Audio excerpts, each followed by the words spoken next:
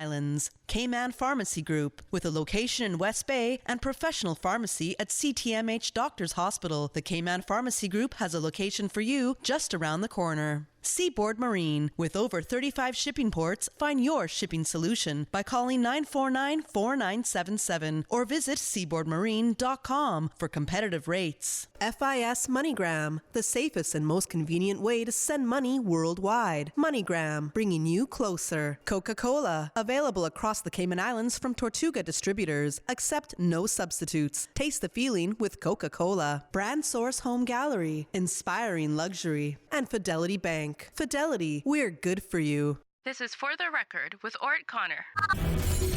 Coming to you live from Radio Cayman Studio. For the record. For the record. For the record. Hear from your government officials, independents, and the opposition on issues that matter to you. For the record. Engage in an open dialogue between residents and lawmakers. For the record. For the record. For the record.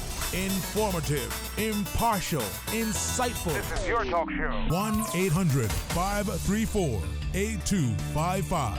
Your calls, your input. This is For the Record. And now, your host, Orrett Connor.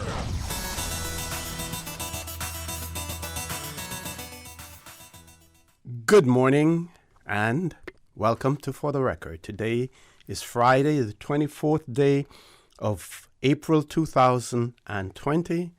I hope and I trust that everyone had a restful, peaceful, enjoyable evening.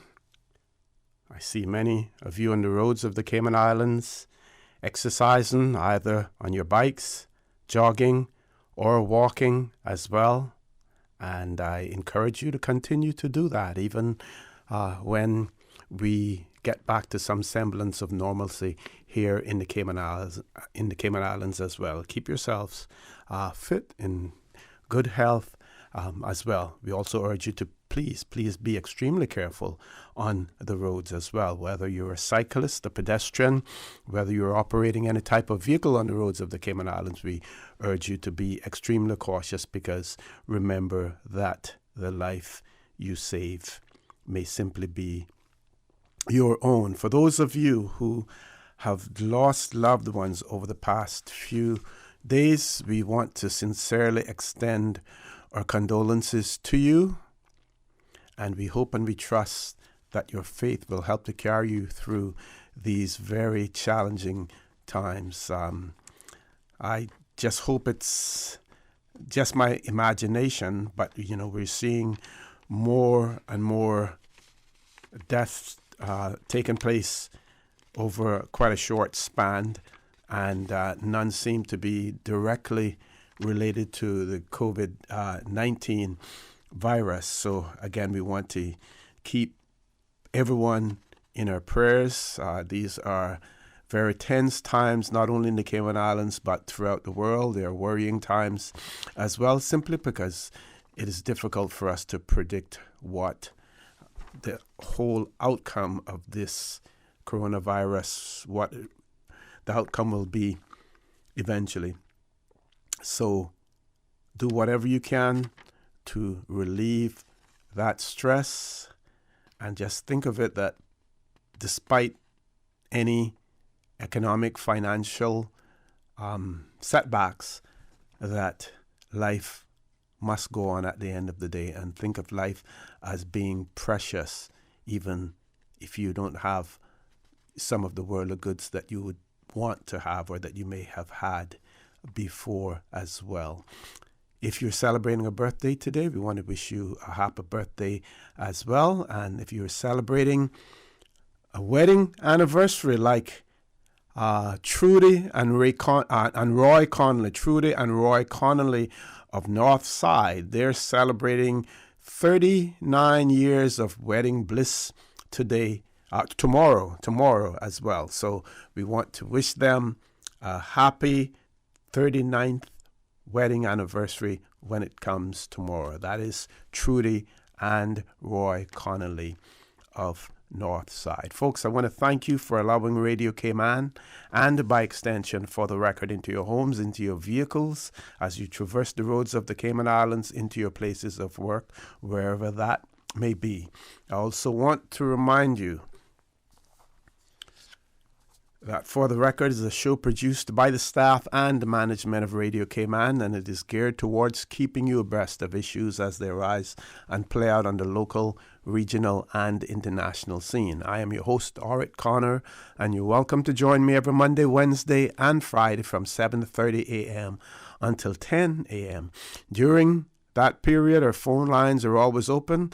There is always that beautiful radio voice of Miss Susan Watson waiting to take your calls. And, of course, you can call us on our toll-free number provided courtesy of Flo.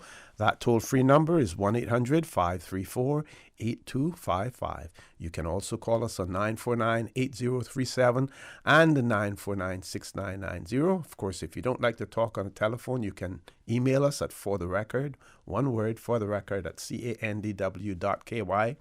WhatsApp us on 925-3261. where you can send us a text message or leave us a voice note, the contents of which will be played during the course of the show. And of course, if you just simply want to follow us on YouTube, you subscribe to Radio Cayman live stream to do that as well. I know many of you were occupied yesterday using some type of media to follow the proceedings in the Legislative Assembly, and it seems as if the highest interest in the debate in the Legislative Assembly was centered around the amendments to the pension law. So this morning, we have no guests in the studio. As you know, members of the Legislative Assembly were there up until after 10 o'clock last night. So they, I'm sure, are pretty exhausted, even though I say, well, I was up just as long as they were, because I was watching them, took my break when they took their lunch break, and whatever else, whenever they suspended the standing orders for them to continue on, I continued on with them as well. So the only difference between some of us and them is that we didn't do any talking, at least not, in the microphone. But so, many of us were up from about the same number of hours that are members of the Legislative Assembly, but they deserve a break. So no one will be here this morning. What my plans are, though, and I'll let you know from now, I am of the opinion, this is my opinion, and that the whole issue of the pensions withdrawal, as well as the whole idea of having a pensions and the government making provisions for pensions in the Cayman Islands is extremely, extremely important. Because while some of us may think in the short term, there are those who also think in the long term, and pensions are basically designed for long-term investment and for future needs as well. But we do understand that the COVID-19 situation has put us in a completely different sphere altogether, and we have to make adjustments for that. But I believe that it is going to be extremely important between now and the 7 plus 45, 50-something, probably a total of 60 days before anyone will see any type of monies from their pensions fund. It is extremely important for the public, especially those pension holders, to be as informed as possible as it relates to pensions.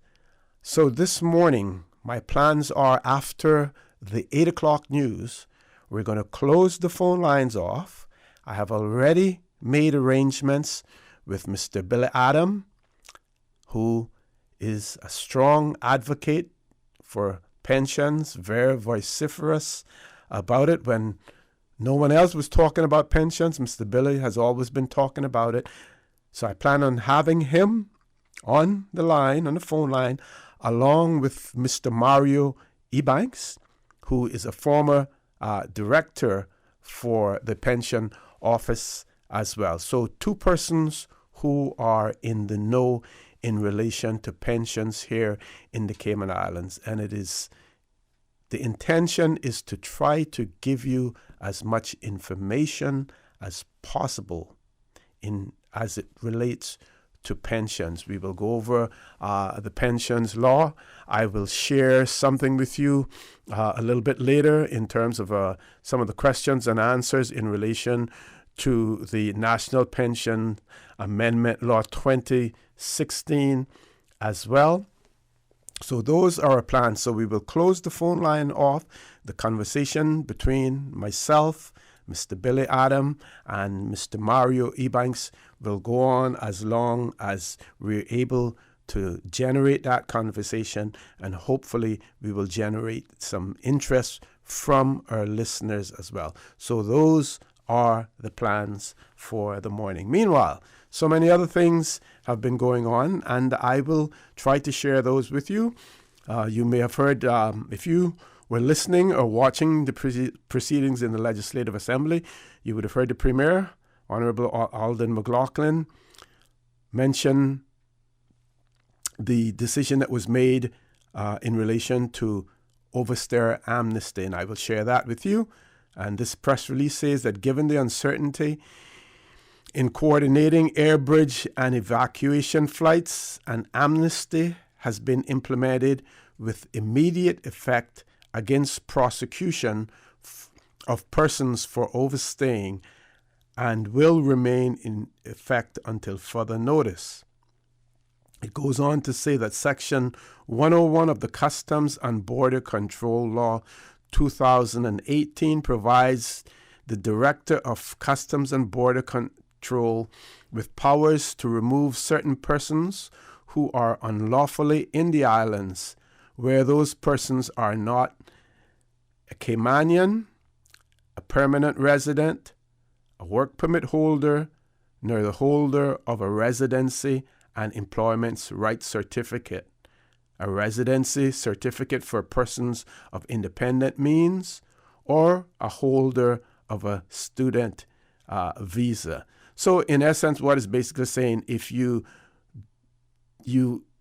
fall outside of these categories, if you do not have the right to reside permanently in the Cayman Islands, or to reside in the Cayman Islands. It says that it goes on to say that estimates indicate that several hundred persons are currently residing in the Cayman Islands without permission to remain. Now, whether or not that is intentional or unintentional, the fact is that the estimate is that there are several hundred persons who are currently residing in the Cayman Islands without permission to remain. Nationalities with the highest amount of overstayers, and these come as no surprise: Jamaica, Philippines, United States, Honduras, United Kingdom, India, and Canada. And because the reason that they're in that order is simple, and whether or not that order is based on, certainly not on alphabetical, but I believe, I'm making an assumption now that it's based on the highest numbers coming first. So Jamaica with the highest, Philippines next, United States, then Honduras, then the United Kingdom, then India, then Canada. It goes on to read that the amnesty is intended to reflect the spirit of compassion and humanitarianism which underpins the government's approach to policies in response to COVID-19. For persons who have overstayed their time in the islands or who are otherwise in the islands illegally, the amnesty seeks to remove fear of prosecution as a potential barrier to making urgent arrangements for departure from the islands via special evacuation flights or other airlift coordinated opportunities. Persons who fall into this category are requested to contact the emergency travel hotline at 244-3333 or via email at emergencytravel@gov.ky. So the government recognizes that you are here illegally. In some cases, possibly because of no fault of your own, but because of the circumstances with other countries having their borders closed, they're giving you an opportunity to leave whenever that opportunity arises. But meanwhile, if you fall within that category, you're also requested to contact the emergency travel hotline via email and give your details to them. So that's the way that press release ends. Now, I'm going to add a little bit to that. If I was still the chief immigration officer, and if I were in a position to make decisions in relation to the amnesty, what I would also say there is that after this period is over, that anyone found overstaying in the Cayman Islands will experience the full force of the law as far as prosecution is concerned, because the government has given you an opportunity to leave whenever that becomes possible. Time for us to take a commercial break, folks. Please stay tuned. For the record, we'll be back shortly. The Cayman Islands boasts of a long, colorful, and rich history. In tribute to our roots, Radio Cayman, the voice of the Cayman Islands, is pleased to bring you the Historical Vignette Series, brought to you by Rotary Central. For more than 110 years, Rotary members have used their passion, energy, and intelligence to take action on sustainable projects. The Cayman Islands, He hath founded it upon the seas. Captain Rael Brazeley Bodden, Sr., MBE, JP, was born in 1885 and died at age 91 in 1976. He was best known as a shipwright who used his marine architectural skills to construct prominent historical landmarks on Grand Cayman. In so doing, Mr. Bodden carried on the tradition of his father and grandfather. In 1971, Captain Rael was recognized of his development contributions by being asked to lay the cornerstone for the Legislative Assembly building. Captain Rael built many ships, including the well-known Simboko, the Lady Slater, launched in 1934 as sister ship of the Simboko, old-time schooners, and 2 minesweepers for the Royal British Navy. The Simboko was constructed in 1927 and was the first locally built motorized ship in Cayman. For 20 years, she was Cayman's connection to the world, carrying freight, passengers, and mail between Grand Cayman and the sister islands, Jamaica and the United States. Captain Rael held the office of Admeasure of Shipping for over 45 years. He was appointed a Justice of the Peace in 1928 and served in the Assembly of Justices and Vestry. Captain Rael was married to Miss Hetty, née Bodden, for 63 years. Together, they raised 5 children and were the proud grandparents of 22 grandchildren, many great-grandchildren, and great-great-grandchildren. He received his MBE in 1941, Her Majesty the Queen's Badge in 1954. In 2008, the Central Planning Authority celebrated the contributions of Captain Rael Bodden for his outstanding contributions to planning. Radio Cayman's Historical Vignettes was brought to you by Rotary Central. For more than 110 years, Rotary members have used their passion, energy, and intelligence to take action on sustainable projects. Breathing is everything. If you cannot breathe, making money means nothing. If you can't breathe, the beauty of the beach means nothing. If you can't breathe, fellowship is impossible. The coronavirus takes your breath away. With no vaccine, with no cure, our current solution is keeping your distance and staying at home. Remember, there is nothing without breathing. Breathing is living. Breathing is everything. Let's stay in the business of breathing. Business will come later. Do your part. Keep your distance. Stay at home. If you have to be out and about, remember, 6 feet apart is better than 6 feet below. This is Rotary Central saying, live to breathe to live, because breathing is everything.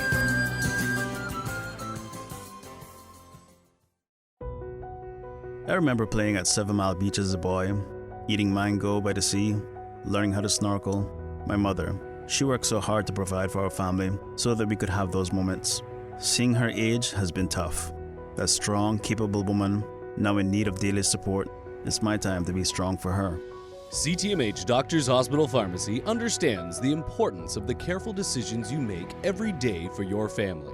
Our staff work towards healthcare excellence and providing the most current and up-to-date training with pharmaceutical care, so you can feel confident in knowing that your family is safe with the right medication.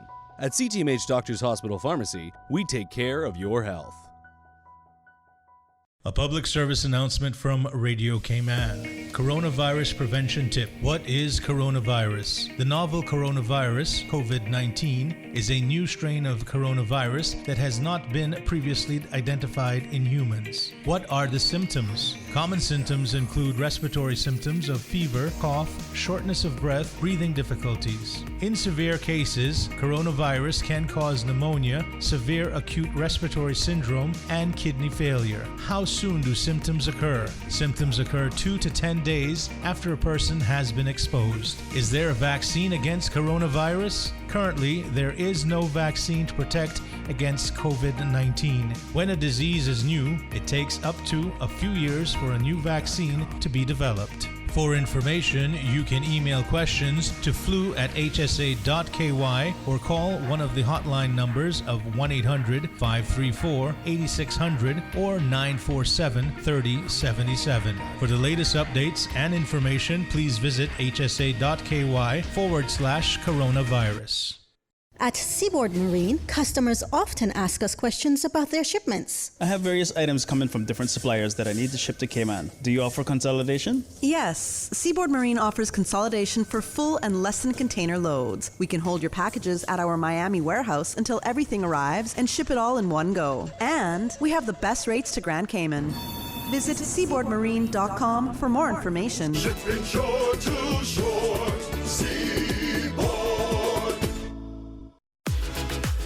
Start getting your debt under control with a debt consolidation loan from Fidelity Bank. At Fidelity, your loan decision is quick with no runaround. Plus, with competitive interest rates and fees, we will help you reduce your monthly payments and get you back to living again.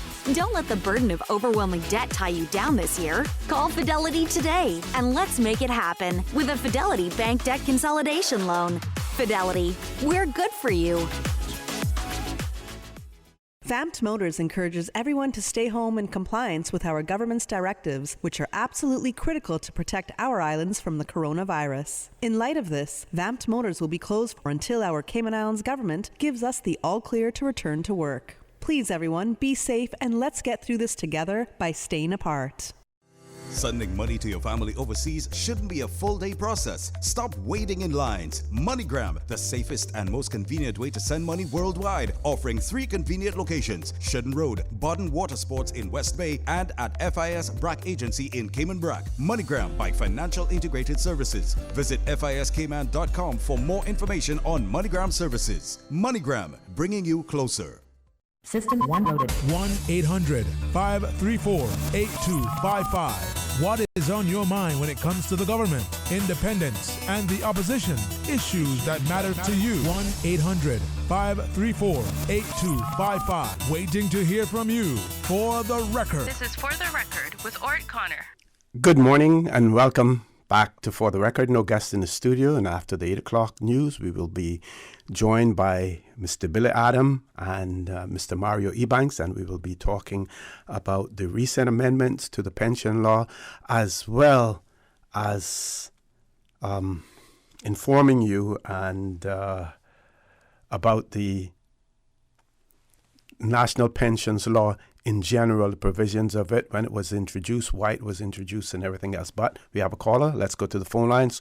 Caller, good morning. Welcome to For the Record. Good morning, OC. How you doing? Good morning. I'm fine, sir. How are you? Never see you this morning, boy. No. Eddie and Ray was happy that they was in the front. They was so happy. God's willing, I'll be out there tomorrow morning. Yeah, well, put on their place. I think you went and looked for Fredo, right? Yes. Yeah, good job. No matter how us do things like that. Yeah. You're one of them, and I want that young man that called in yesterday to know that you're not what he say you are. I want him to know that. But he wouldn't know what I'm talking about, right? Exactly, yeah. And I would never reveal it. We wouldn't, yeah, me either. So let's leave it like that. Yes. Yeah, but I heard your bulletin before you went on the break, and I heard you throw in the word there. The word in there was passionate. Why is it that we are so passionate, even the people that come here and break our laws? Is that what? A part of the mankind? People that come here and break our law and be so passionate about it, about the penalty? And nobody that jumps off the plane and comes here, come bring any of their kindness to us, but we got to roll up this carpet of Cayman kindness. That's a new thing now. I think it was compassionate was the word that they used in the press release. Compassionate, yeah. Well, I mentioned concerning the grant, the drawdown on the pensions. The other day that it should be when the stipulation should be that they buy a ticket back home. But people call me, oh, no, you can't tell people how to spend their money. Okay, I'm going to give you an option then. Any work permit holder that submit any application for the payout, it comes with this. If you get the payout, you will have to leave the island for 2 years. Not necessarily leave, but you cannot submit. You will not be granted a work permit within 2 years. You can go and come back as vacation and come and spend money back and forth, but you will not be granted no work permit within 2 years. So you can get the payout, but you will have to leave. You will not be working here. Yeah. So we need to put some sort of stipulation like that in it. And your view on that is simply because you believe that the intention of these amendments is really to help people here in the Cayman Islands who may be struggling, but not for you to stay here and struggle and then take that money and send it off elsewhere. Well, see, because given the premier, now the premier is way up on my list of being hard-nosed like our politician back in the day. You remember them, the Warren Conleys and the Hague and the Jim Bordens? Yep. No. The man is getting a lot of pressure from money senders. All directions. And he simply, you don't have no explanation. He just said, listen, I would have hoped that you didn't ask me that question. But to make a short answer, no. And he on top of my list right now. Because I often hear the member from East End on the radio talking about his father and what a tough nose he was, right? But I know that his father and uncle and the rest of the older folks are not resting in peace. We should go to all the gravestones in the graveyard, rub out that rest in peace, and put, may you roll over in your grave. May you roll and roll. Because they gave us this country, and look at what we're doing with it. They had a serious grip on this country. They kept a serious grip on this country. And they went through the tough times to get us to where we are now. They didn't roll over. They knuckle it out. If you don't like it, put them up. And that is the way we got to get back to. This is how we do it in Cayman. And if you don't like it, don't come. Do not come down now. We already tell you this is how we do it. Don't come and try to change it. This is the way we do it. And this is a good time now for us to make some changes. Now that this thing has happened, look at the streets. Look at the streets. Look, feel the air. Beautiful. No traffic. No people running up and down doing foolishness. That is how it used to be. We need to use this Corona thing and get it back to the way we want it to be. Yeah, make some adjustments. Yes, make some adjustments. It's a good time because now you can't say we deprive it. Right now is look at the way it is. Look at the way it is. You ever thought that we could tell somebody don't drive them down, they wouldn't drive them down? Look at it. Look at the way it is now. You had to take a pandemic to make people make certain changes. Okay. Yep. Lord Graham, 8 o'clock. Right. Gotta go. See you later. But thanks very much. Thanks for those comments, folks. Please stay tuned. For the record, we'll be back after the 8 o'clock news with Mr. Billy Adam, Mr. Mario Ebanks. So please stay tuned. The voice of the Cayman Islands. 89.9 FM in Grand Cayman and 93.9 FM in Cayman Brac and Little Cayman. Silver wings shining in the sunlight. Radio Cayman. The 8 a.m. news is brought to you by Value Med Pharmacy, with 2 locations to serve you, Walkers Road in Georgetown and an Evron Plaza, Boddentown. Visit Value Med, more than just a pharmacy. Did you know that Value Med Pharmacy has a free online prescription service? Managing your health and medical requirements has never been easier with Value Med. Simply visit value-medpharmacy.com. That's VALU-medpharmacy.com and click the Refill Prescriptions tab on our website. Fill in the information for new prescriptions or refills and choose your preferred pickup location. Value Med on Walkers Road or Boddentown. Then bring in your original prescription from your doctor when picking up. There's no need to stand in line and wait for your prescription. Save time and pick up prescriptions at your convenience by visiting value-medpharmacy.com. That's VALU-medpharmacy.com. Your voice, your choice for today's biggest news. Radio Cayman, the voice of the Cayman Islands.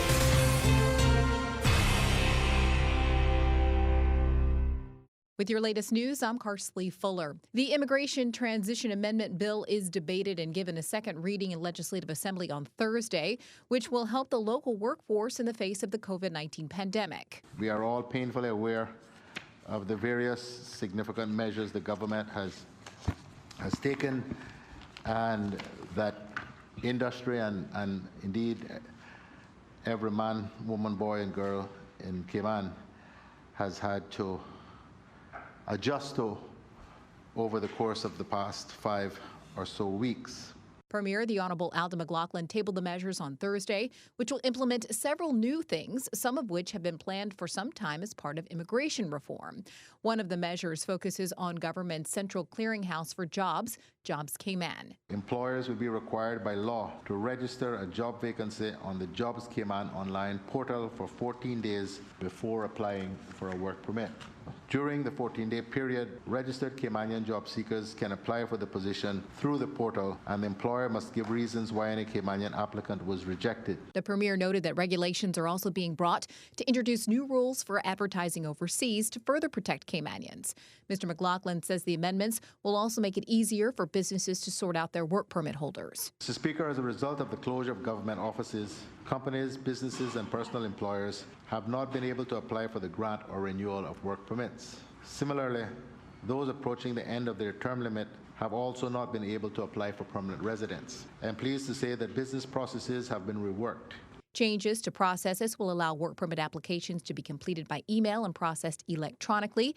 It also removes some requirements for supporting documents with regards to work permit renewals. Likewise, applications for permanent residence will be able to be submitted electronically without supporting documentation, which will be provided at a later date. The bill was given a second reading and approved.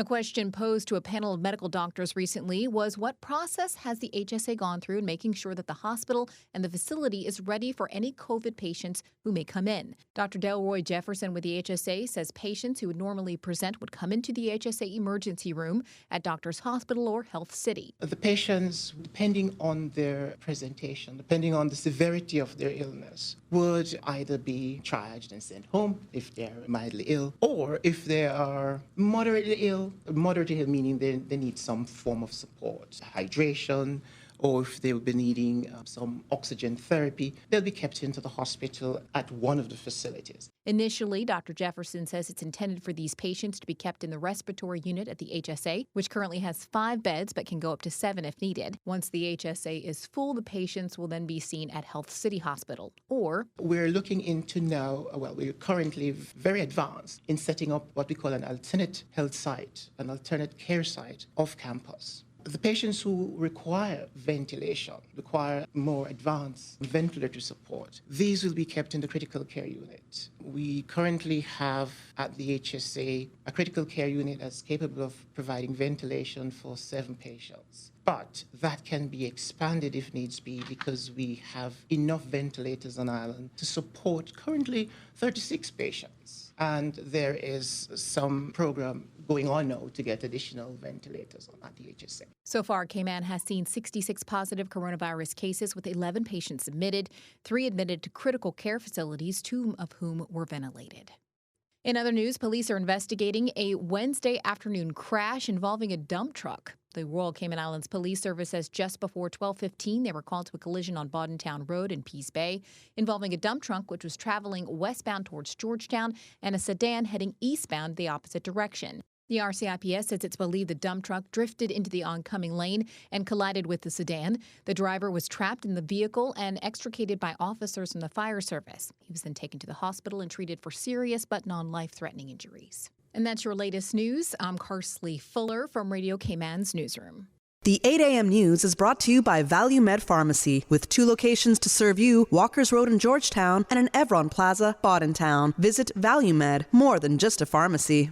Need to make an essential outing for personal care items or prescription refill? Make Value Med Pharmacy your stop for essential products. Open daily under new curfew-restricted hours. Visit Value Med Pharmacy on Walkers Road or in Boddentown. Monday through Saturday from 8 a.m. to 5:30 p.m. Boddentown location opens at 8:30 a.m. and on Sundays and holidays 10 a.m. to 5 p.m. A maximum of 3 customers allowed in store, and customers are encouraged to maintain social distancing while shopping. For faster prescription service, order online through value-medpharmacy.com. That's VALU-medpharmacy.com.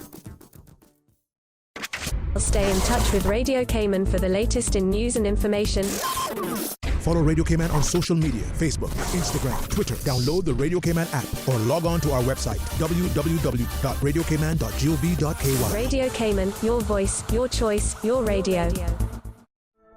Attention blood donors, new blood donors, prospective blood donors. You want to save lives. You want to do your part. Join us at the Red Cross building, Thomas Russell Way, across from the Farmers Market, this Friday, April 24th, between the hours of 10 a.m. to 3 p.m. You can be a lifesaver. Give your pint. The second floor, the Red Cross building, our temporary donor station. Curfew day, not your day? Not a problem. Visit giveblood.ky and request your letter for the police, and it will be emailed to you. The National Blood Bank Auxiliary location at the Red Cross building, compliments of the Cayman Islands Red Cross. Community partners are Generali Insurance, Car City Fosters Group, and Cayman Blood Donor Service. Remember, when blood is needed, nothing else will do.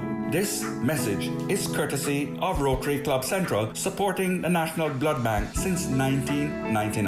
Rotary, connecting the world.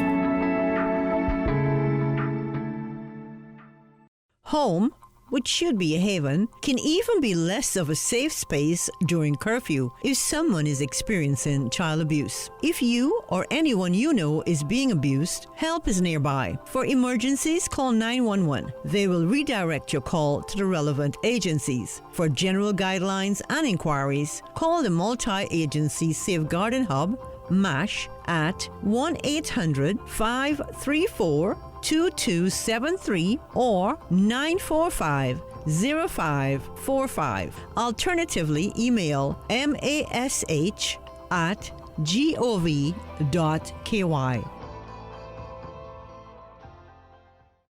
A public service announcement from Radio Cayman. Rumors and misinformation will not help us tackle the coronavirus. Remember, you can check on www.gov.ky/coronavirus to see trusted and up-to-date guidance from the experts. This page is being continually updated and should become your first port of call for the facts. Please do your part to avoid scare tactics and fake news. This government is not complacent. We will continue to prepare tirelessly, make the necessary decisions required in the best interests of the health and safety of our people. You may feel worried, scared, or stressed about the serious nature of COVID-19, but we can and will overcome this public threat. Again, remember to cover your cough and sneezes, wash your hands often, and avoid close contact with persons, especially if they're showing signs of respiratory illness. Please stay safe, and may God continue to bless the Cayman Islands. For the latest updates and information, please visit hsa.ky/public-health/coronavirus or gov.ky/coronavirus. During these unprecedented times, Radio Cayman, the voice of the Cayman Islands, is pleased to bring you the Cayman Strong Series. The Cayman Strong Series is brought to you by OnCourse Cayman. Visit oncourse.ky to view a full list of wellness services and their qualified team. OnCourse Cayman. Health, wellness, and happiness. Radio Cayman's Cayman Strong series was brought to you by OnCourse Cayman. Visit oncourse.ky to view a full list of wellness services and their qualified team. OnCourse Cayman, health, wellness, and happiness.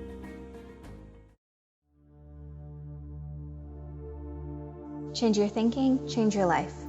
Emotions are an ever-present, pressing, and sometimes painful force in our lives. When things happen in our life that are out of our control, we can feel helpless, hopeless, and overwhelmed. If you're able to do something to change the situation, then go for it. If there's nothing more that you can do to change it, then try to change your reaction to it. Look for information that you may have missed while you were emotional. Try to understand the other person's point of view. Or, if all else fails, accept that this situation is the current reality, even if it's not what it should be or what we hoped for. It is temporary, and do what you need to do to get through the painful moments.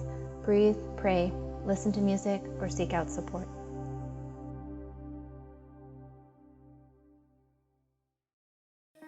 These days, feelings of loneliness, anxiety, stress, and depression can be overwhelming. Just know you are not alone. OnCourse Cayman offers private mental health services for children, teens, adults, and groups. Visit oncourse.ky to view a full list of wellness services and their qualified team. OnCourse Cayman, health, wellness, and happiness.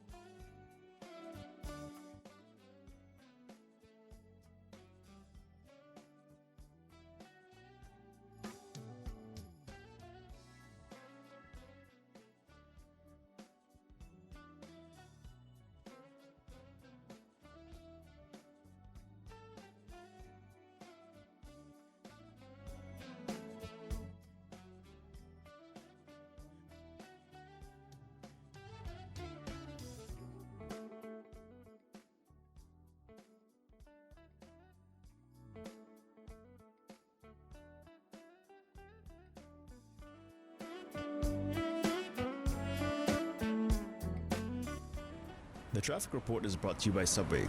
Planning a meeting, event, or office celebration? Visit subway.ky to place your catering order today.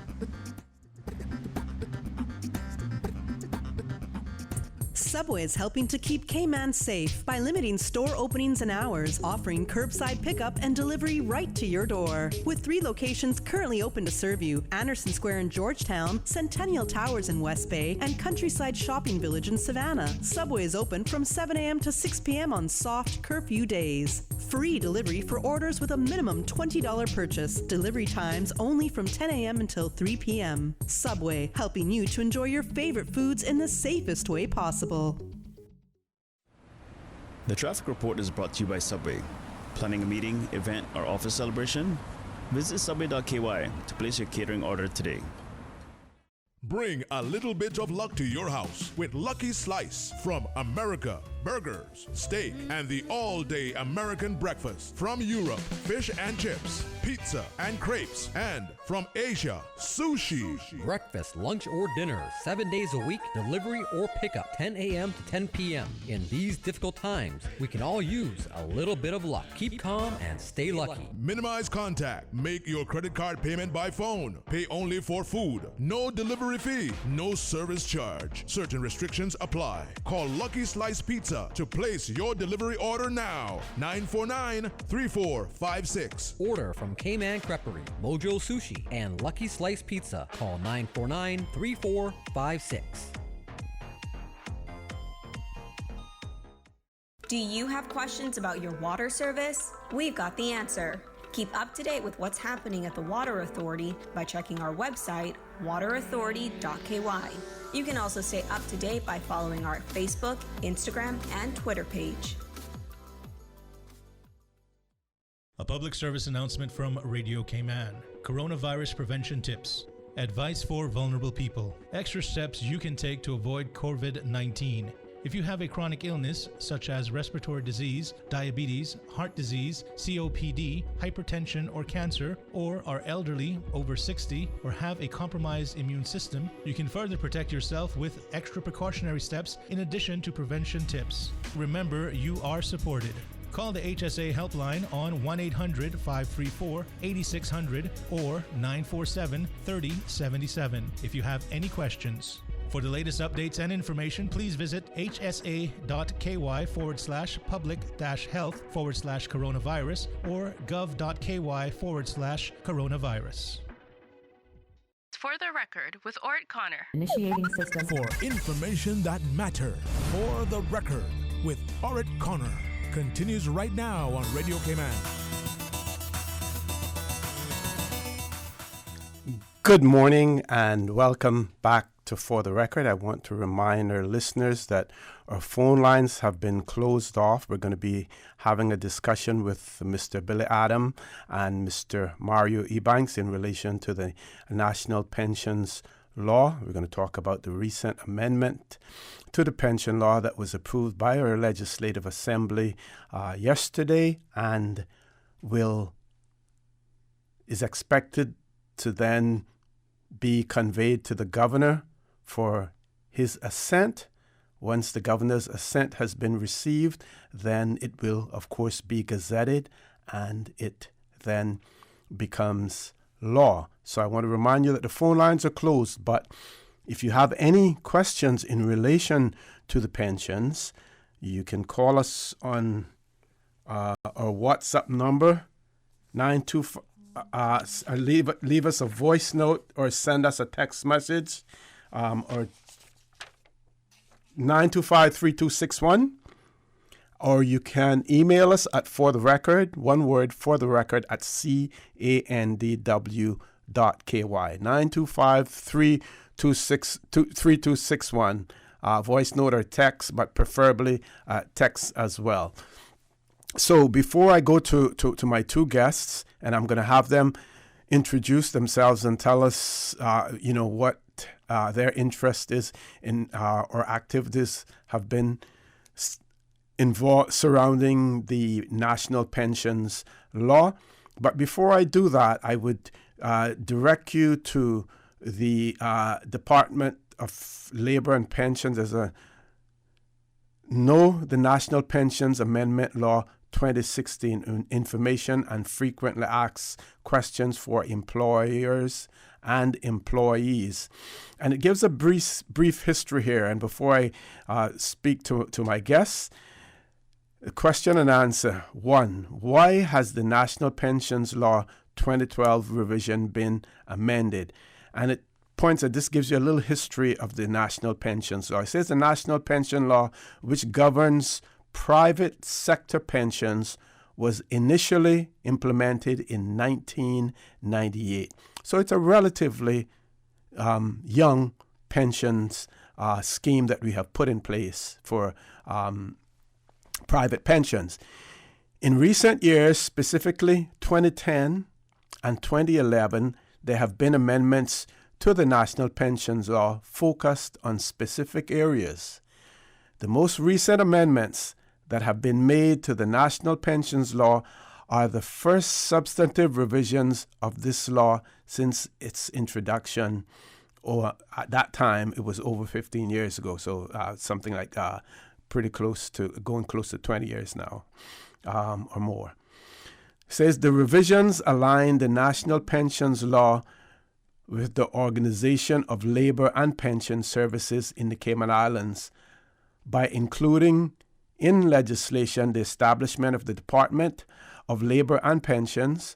Furthermore, the inclusion of other essential changes will facilitate improved compliance and better information resources to the benefit of both employees and employers. So I read that basically to give you the information in relation to the fact that the National Pensions Law for private sector pensions was implemented in 1998. So with that, I'm going to introduce my two guests, Mr. Billy Adam, strong advocate for pensions, and Mr. Mario Ebanks, a former pension official as well. Gentlemen, good morning. Welcome to For the Record. I'm going to start with you, Mr. Billy, and you tell our listening and viewing audience about your interest in pensions. Once you've finished, Mr. Mario, I want you to introduce yourself and talk about your expertise in this area as well. Gentlemen, good morning. Thanks for being with me. OC, thank you very much. Good morning to you, Mario. Can't see you, but I guess I'll hear in a little while. Morning, Billy. Mr. OC, as Cayman was developing in the 60s, 70s, and early 80s, when we looked at the future and recognizing that traditionally back in those days, elderly people were living off of land that they were selling. That was their sort of retirement plan back then. Mm-hmm. Housing was reasonable, and the mad dash to overdevelop the Cayman Islands and have out-of-control development hadn't really arrived yet. And we saw people going through their working life, and when it came for retirement, they really did not have anything put aside.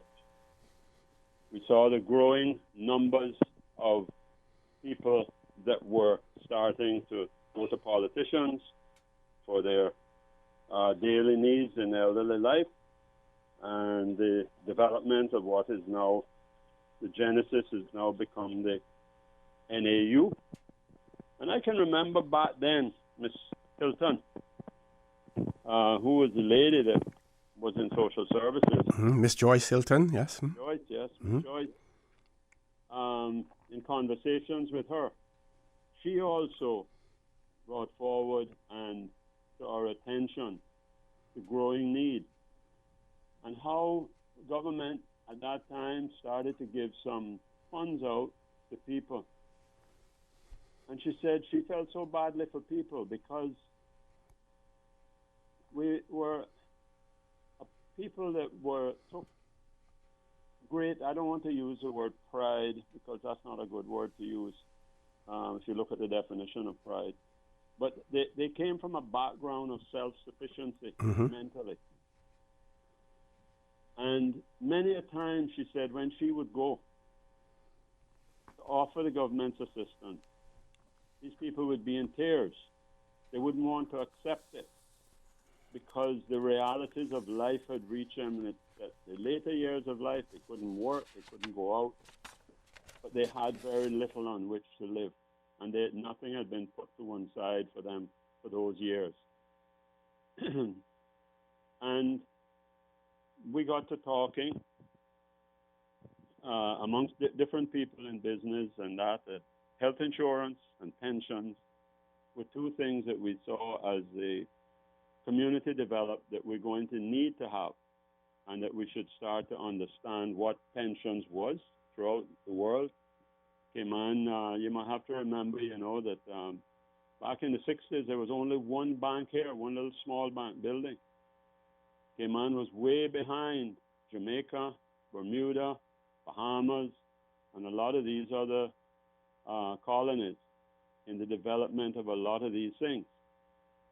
And pushback from the business community. Was there any pushback from the business community when this concept was first broached to them? I'm glad you asked that question, Mr. Orrett. I'm very glad you asked that. No, it was encouragement. The business community recognized the need, for instance, for health insurance. Back in those days, there was one health insurance company, two rather, and one, to take part in that group health insurance, you had to have a minimum of 15 employees, and everybody had to participate. And the other plan that was available was only single individuals could be in it. There was no group concept. So in the early 80s, after quite a bit of talk and doing a survey of the members, and back in those days, the chamber membership consisted of something like 80-odd% were 5 employees or less. It was much more back then than it is today, a small business organization. And when that started, the surveys were sent out. There was wide support for health insurance, group health insurance for the members of the plan, of the organization for their employees. And there was also an encouragement to look and study and find out what would it take to start a pension plan. And from about 1985, it began. And in 1992, defined contribution, which was seen to be the way to go with Cayman's type of economy, where there was a lot of movement amongst company to company. The defined benefit, which was, the government had at that time. Right. Well, even then, they didn't really have a pension plan. They only had a charge. The first charge on the government revenue. Right. It was at the discretion of the governor as well. He could deny you your pension also, he or she. Yes, sir. So there was no real pension plan in Cayman. A couple of by then, the big banks had from overseas, especially the Canadian based. Okay. We want to make this short, though, because we don't want to leave Mr. Mario out of it. No, Mr. Mario can come in any point in time. And so that's a basic history. So to answer your question, push back. When the pension plan started in 1992, and moving forward to when the law came in 1998, by that time, there were over 10,000 people in the pension plan that was established then by the Chamber of Commerce in Cayman. So there was no pushback. It came the concept of a national pension plan came from the members of the Chamber of Commerce. Okay. And that's a basic foundation. Mr. Mario, you can fill in. Excellent. You were involved by that. Okay. What we're going to do is we're going to take a commercial break. And when we come back from that break, then we're going to have Mr. Mario on. Folks, please stay tuned. For the record, we'll be back shortly. Start getting your debt under control with a debt consolidation loan from Fidelity Bank. At Fidelity, your loan decision is quick with no runaround. Plus, with competitive interest rates and fees, we will help you reduce your monthly payments and get you back to living again. Don't let the burden of overwhelming debt tie you down this year. Call Fidelity today and let's make it happen with a Fidelity Bank debt consolidation loan. Fidelity, we're good for you. CTMH Doctors Hospital Pharmacy, formerly known as Professional Pharmacy, would like to thank the Cayman communities for their loyal support these past 18 years. Our staff work towards healthcare excellence and providing the most current and up-to-date training with pharmaceutical care. Thorough background checks and follow-up consultations is only the beginning. Your safety is our concern. Our staff are respected healthcare professionals whose job requires careful and precise calculations. Thank you for being a part of our family and for choosing CTMH Doctors Hospital Pharmacy. where we prepare to provide exceptional care. At CTMH Doctors Hospital Pharmacy, we care about your health. Vamped Motors encourages everyone to stay home in compliance with our government's directives, which are absolutely critical to protect our islands from the coronavirus. In light of this, Vamped Motors will be closed until our Cayman Islands government gives us the all clear to return to work. Please, everyone, be safe and let's get through this together by staying apart. Honey, our fridge has stopped working again. Everything in the freezer is melting. We need to get this repaired right away. I'm calling Brand Source Service. When you need the very best appliance service, call Brand Source Service at 623-5000.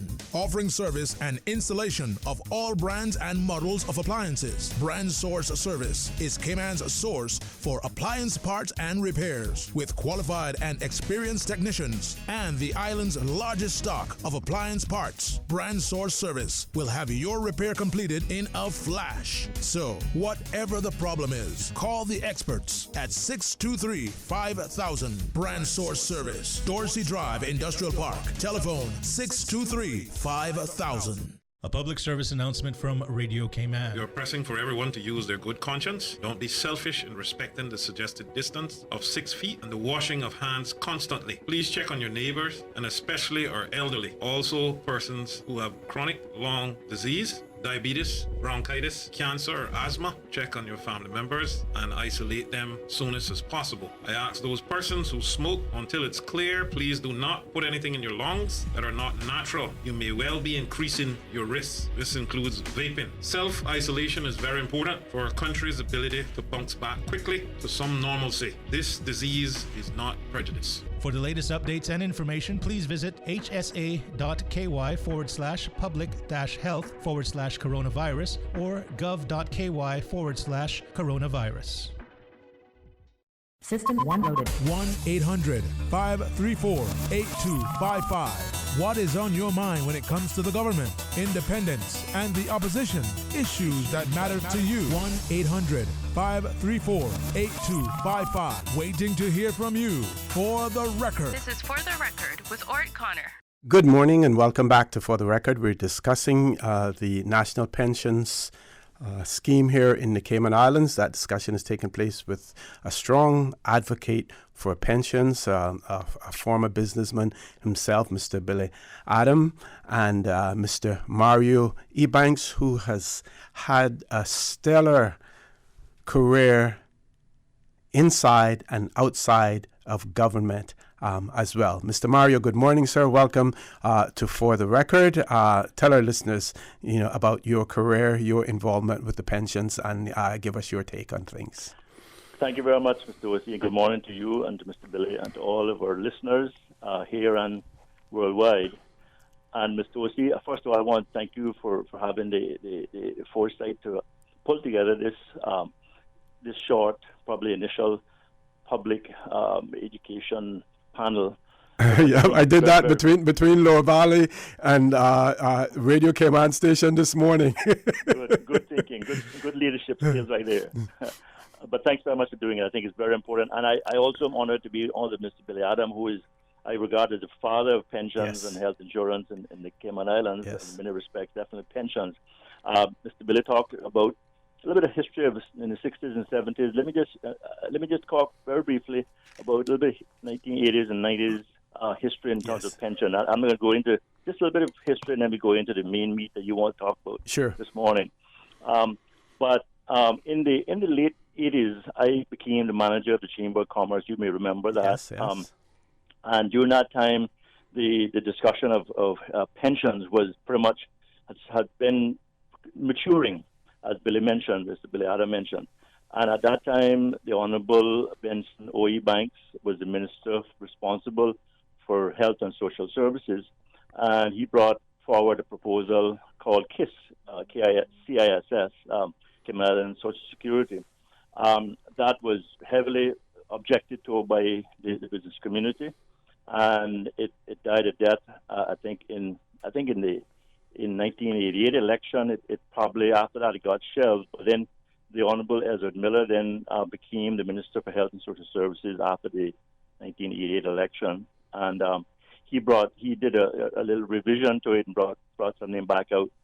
Again, it had a lot of merit, but it was a public sector run and invested, administered plan. And the danger then was that with so many of those public sector pension plans around the world that were in serious problems with investment, abuse of funds, etc., it was looked at with a very jaundiced view.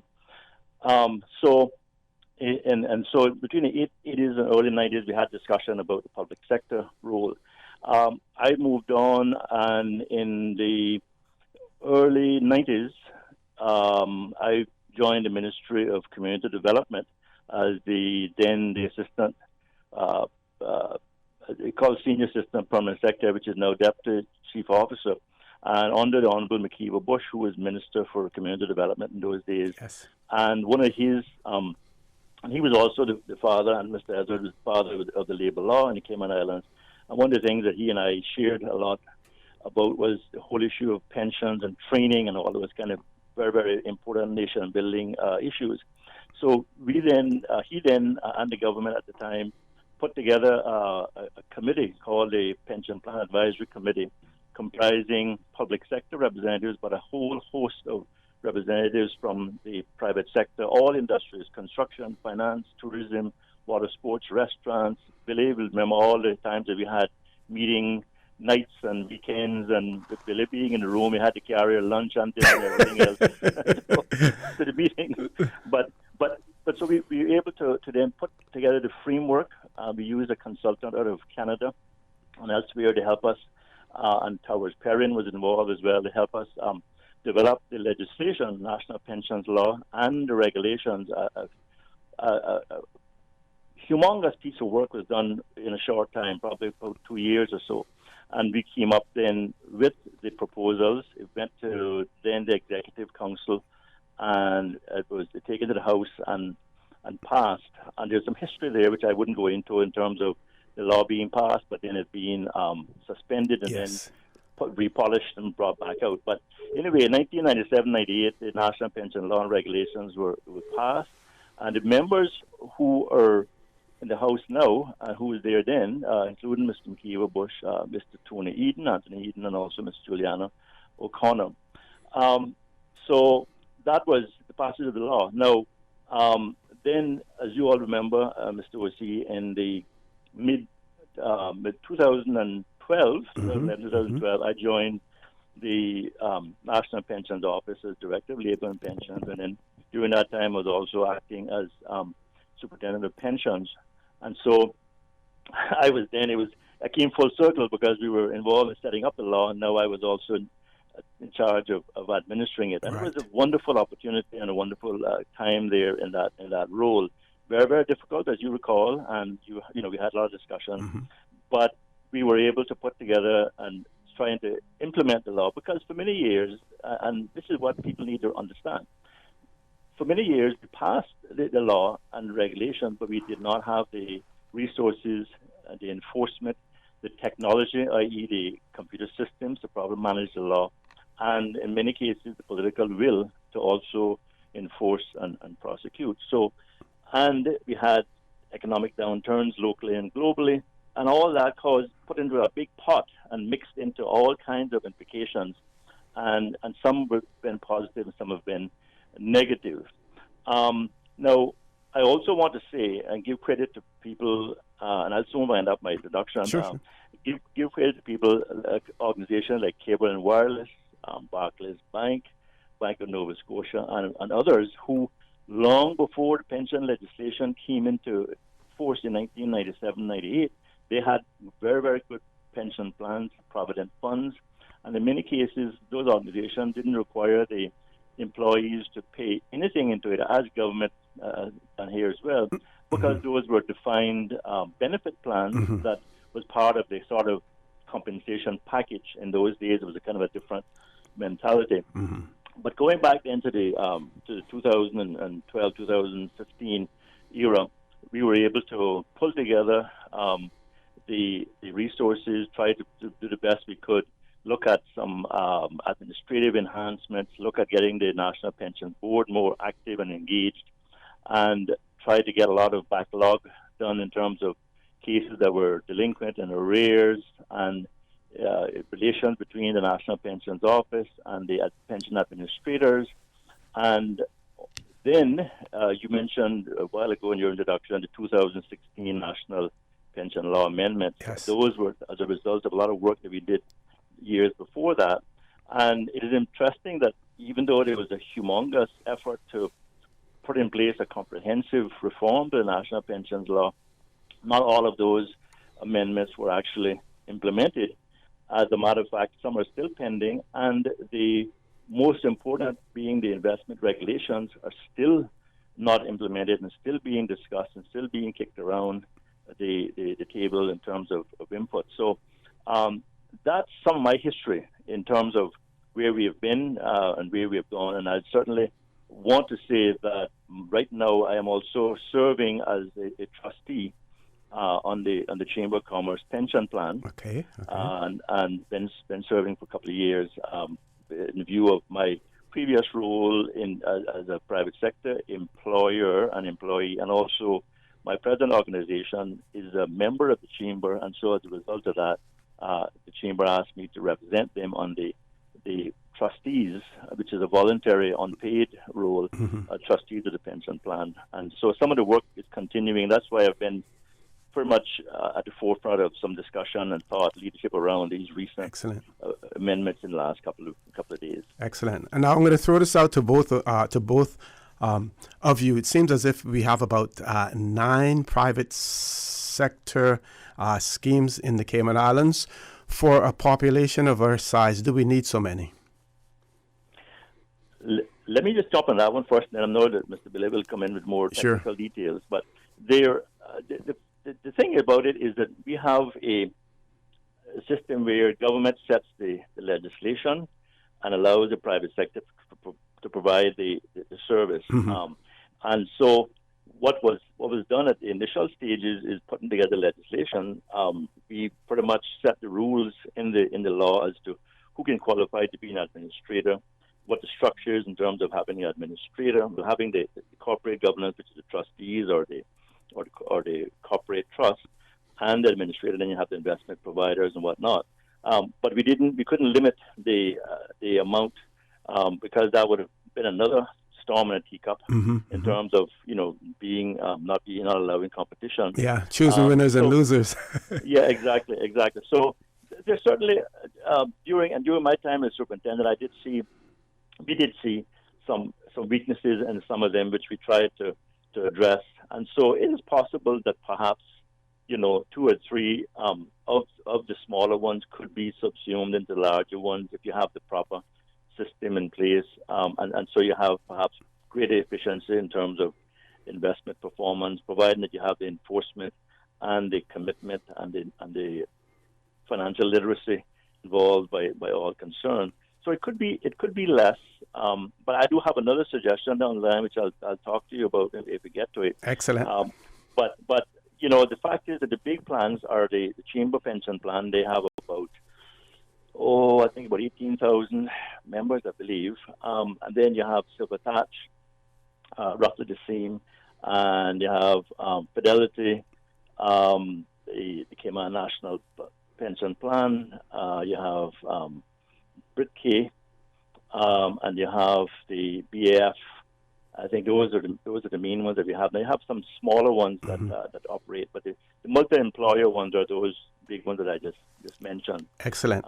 Thank you for that. We're going to take a commercial break. When we return, we're going to have Mr. Billy respond to that as well. Folks, please stay tuned. A conversation with Mr. Billy Adam and Mr. Mario Ebanks will continue after this short commercial break. We all know there's nothing more refreshing than the taste of an ice-cold Coca-Cola straight from the cooler. No one can stop me when I taste the feeling. Whether we're celebrating a birthday, promotion, or just a great meal, make each moment a Coca-Cola moment. No one can stop me when I taste the feeling. Available across the Cayman Islands from Tortuga Distributors. Make sure you ask for the unforgettable flavor of a classic Coca-Cola. At Seaboard Marine, customers often ask us questions about their shipments. Hi, I'm thinking of buying a car from the States.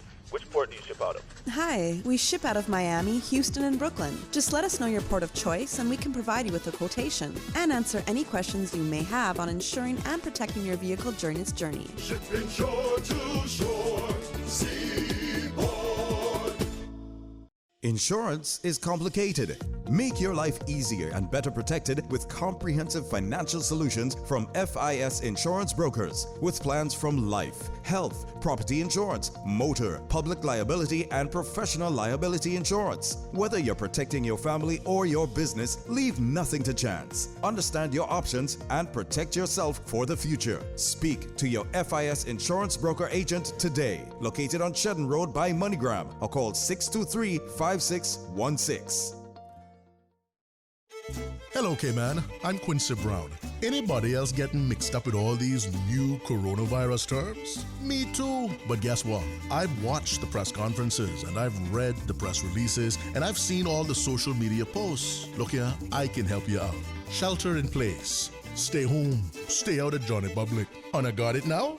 If Una want to stay up to the time with what's going on, there's only one place for the real information, the Cayman Islands government. Visit gov.ky/coronavirus. Now remember, keep washing your hands, keep following the rules, and keep taking care of each other.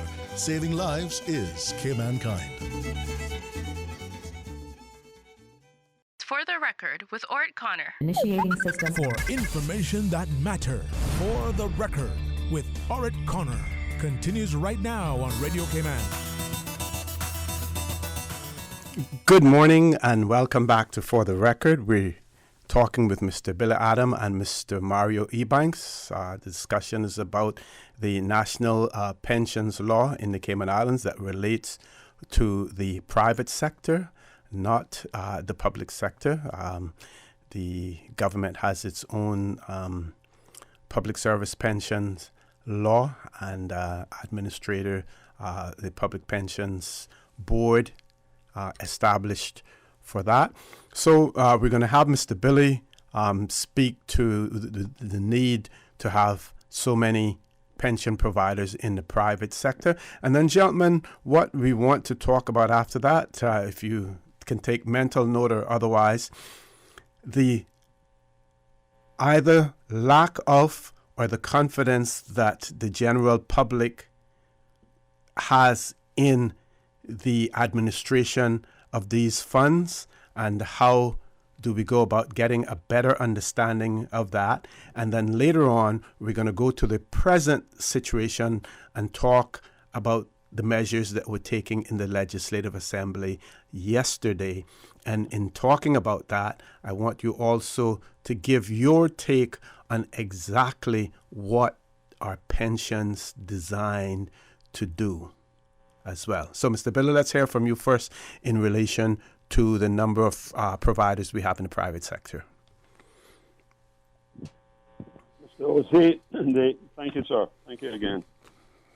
Mario, thank you. I enjoyed listening to your perspective on the intervening years there, to the establishment of the plan and afterwards, and I think it's all spot on.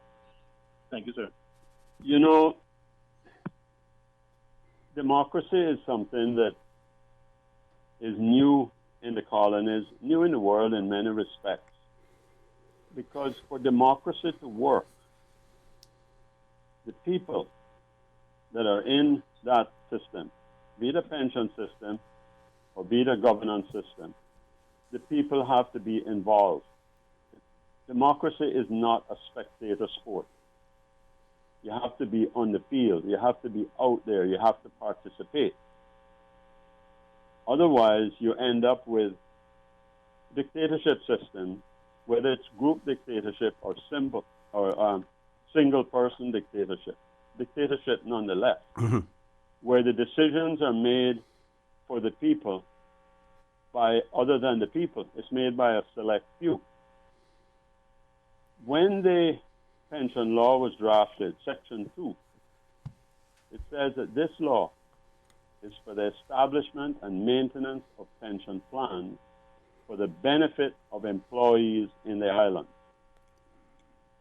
There is only one group of stakeholders in the pension plans of the Cayman Islands, according to law, not in fact, but according in law. Hasn't gone this way. And that is the employees, yep. the members of the pension plan. Everybody else, including the government, regulatory services, for which government is paid over $1 million+ a year to do, they are all service providers to the employees' pension plan. This is totally unlike a financial industry organization such as a bank, an insurance company, a trust company, where they're established for the benefit of the shareholders, for them to make money, and then they're supposed to be regulated by some body or different bodies, different organizations. But the pension regime that was established here, the members of the plan need to become involved. Now, in order to become involved, there's a certain basic financial literacy and understanding things about money that should also come into play. Unfortunately, our government has not seen it fit to include in the national curriculum financial literacy, so people understand the management of money, understand how money works. Hence, that's why I believe we have all the problems with our mortgages. That's why the government industrial bank, whatever they call that one there, has such high people run to Cayman Islands Development Bank. Development Bank, right. They go there, and not tied into that is financial literacy. So people understand, they get all this money, how do I do it, how do I do the business? And because we don't yet have income tax, but we're working fast towards it because we're destroying our consumption-based taxation system with all these subsidies that are paid to billionaires. Let's stick to pensions now, Mr. Billy. Let's stick to pensions. No, but I'm explaining. Sure, I understand. Of companies. But we're limited we're limited to the time we have.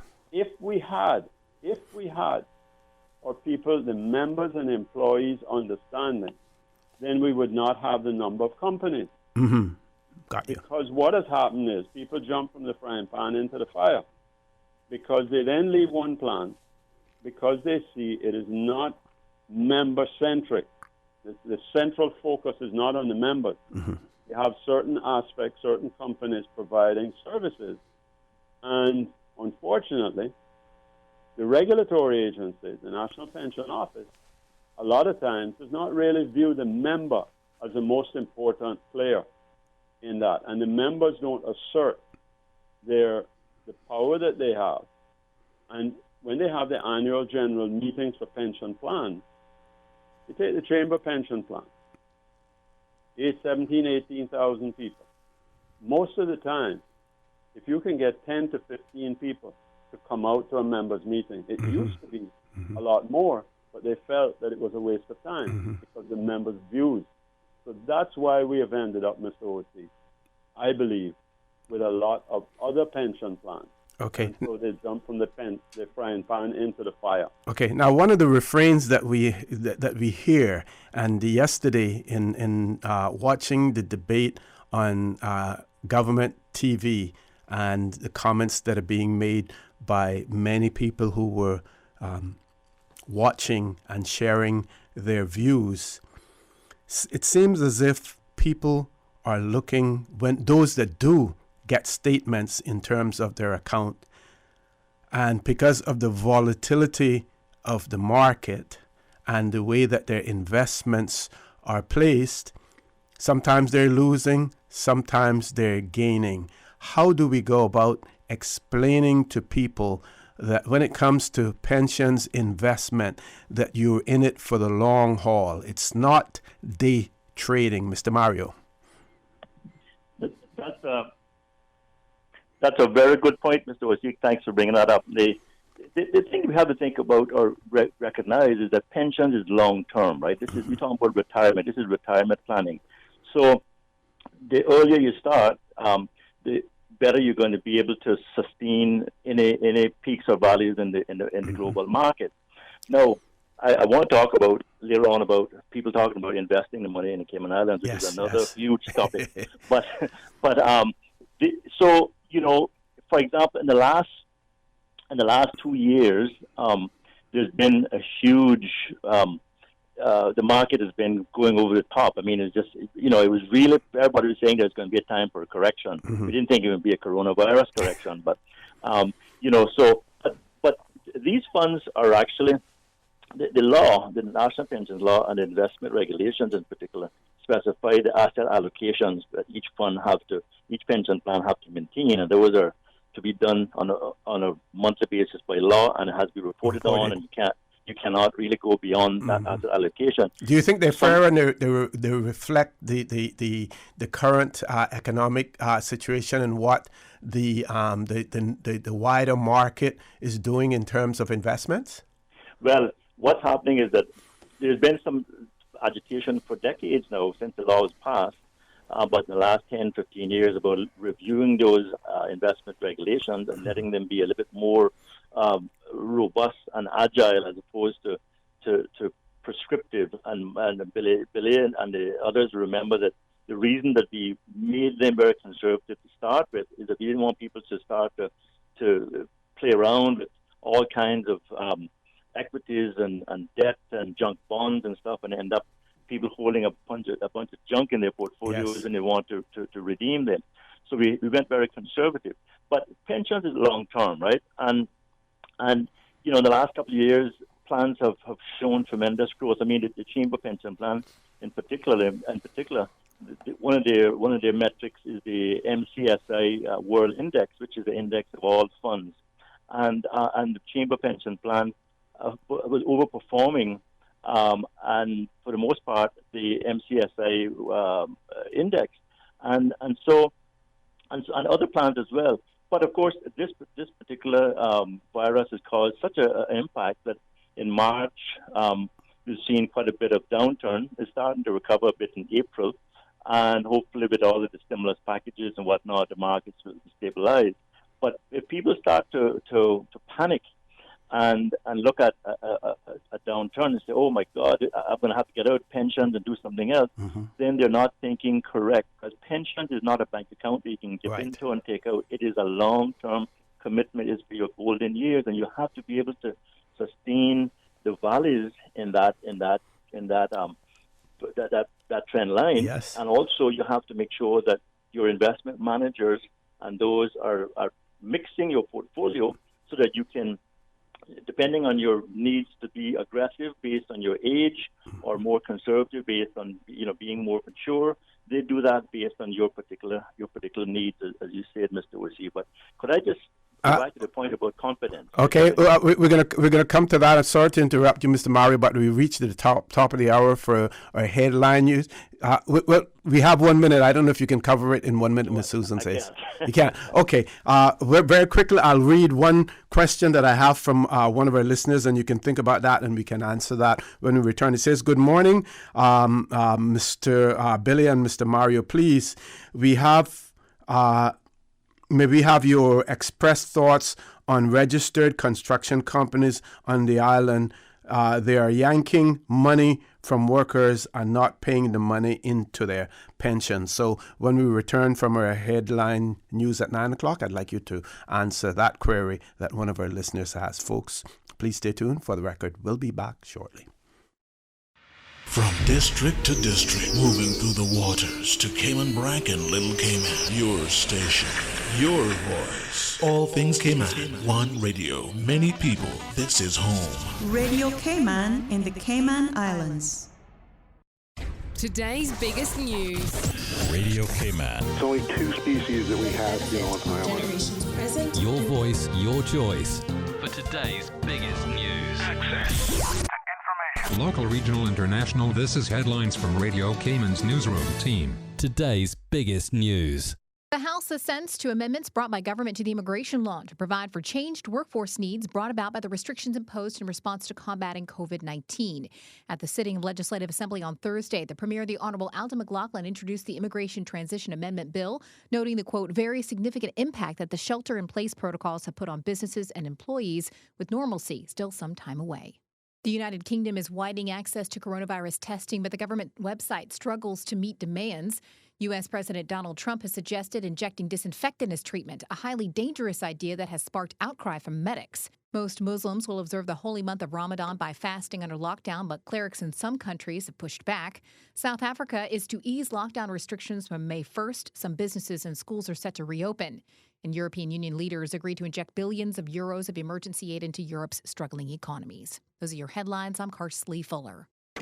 Stay in touch with Radio Cayman for the latest in news and information. Follow Radio Cayman on social media, Facebook, Instagram, Twitter. Download the Radio Cayman app or log on to our website, www.radiocayman.gov.ky. Radio Cayman, your voice, your choice, your radio. For the Record with Orrett Connor. Initiating system. For information that matters.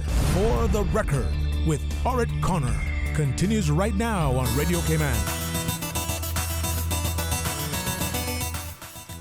Good morning and welcome back to For the Record. We're discussing the National Pensions Law with Mr. Billy Adam and Mr. Mario Ebanks. Mr. Mario, I think being a former Director of Labor and Pensions, that question is probably best directed to you in relation to companies yanking money from their employees but not necessarily paying it into the pension fund.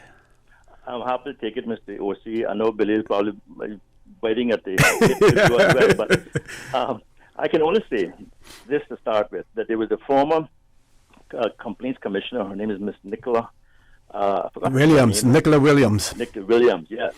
And she did a report called Penny Pinching Pensions. And and a very interesting report, but she was also agitating for years about companies such as construction companies and others who collect money from their employees, deduct money from their employees' salary. They don't pay it in, and that's a crime, and it is a crime, and it should be prosecuted. Mm-hmm. People should be charged and for theft under the penal code as well.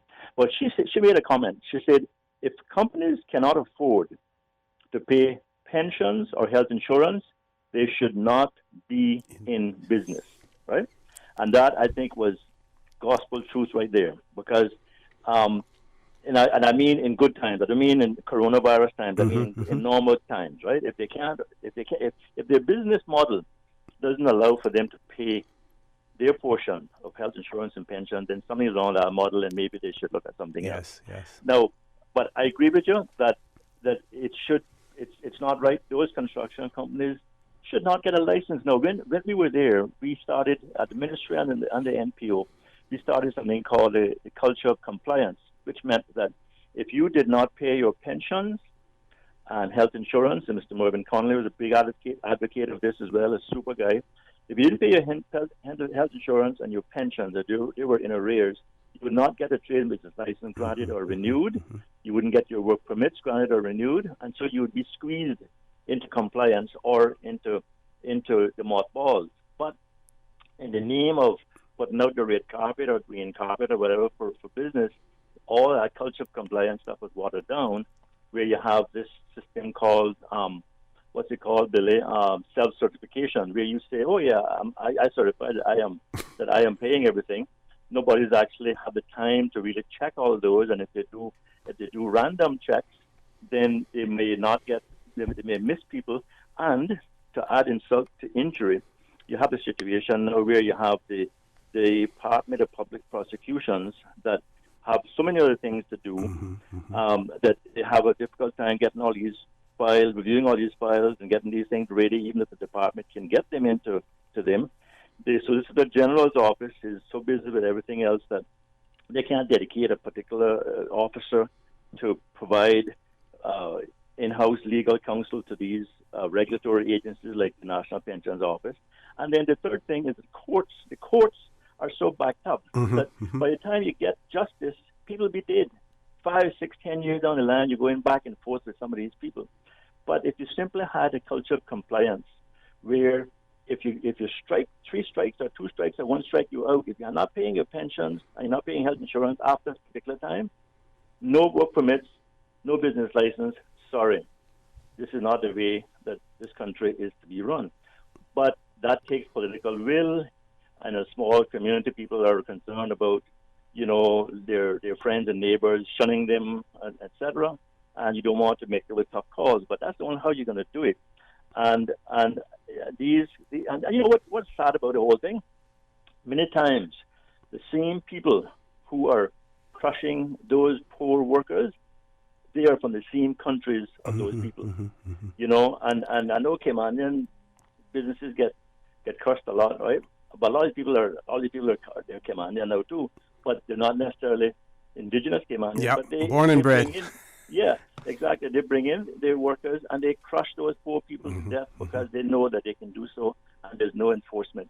So I end by saying that in the National Pensions Amendments that were done in 2014-15 and came into life in 2016, there was specific recommendation that I saw, not sure if it was put in the law or not, where the directors of those companies could not claim immunity from prosecution.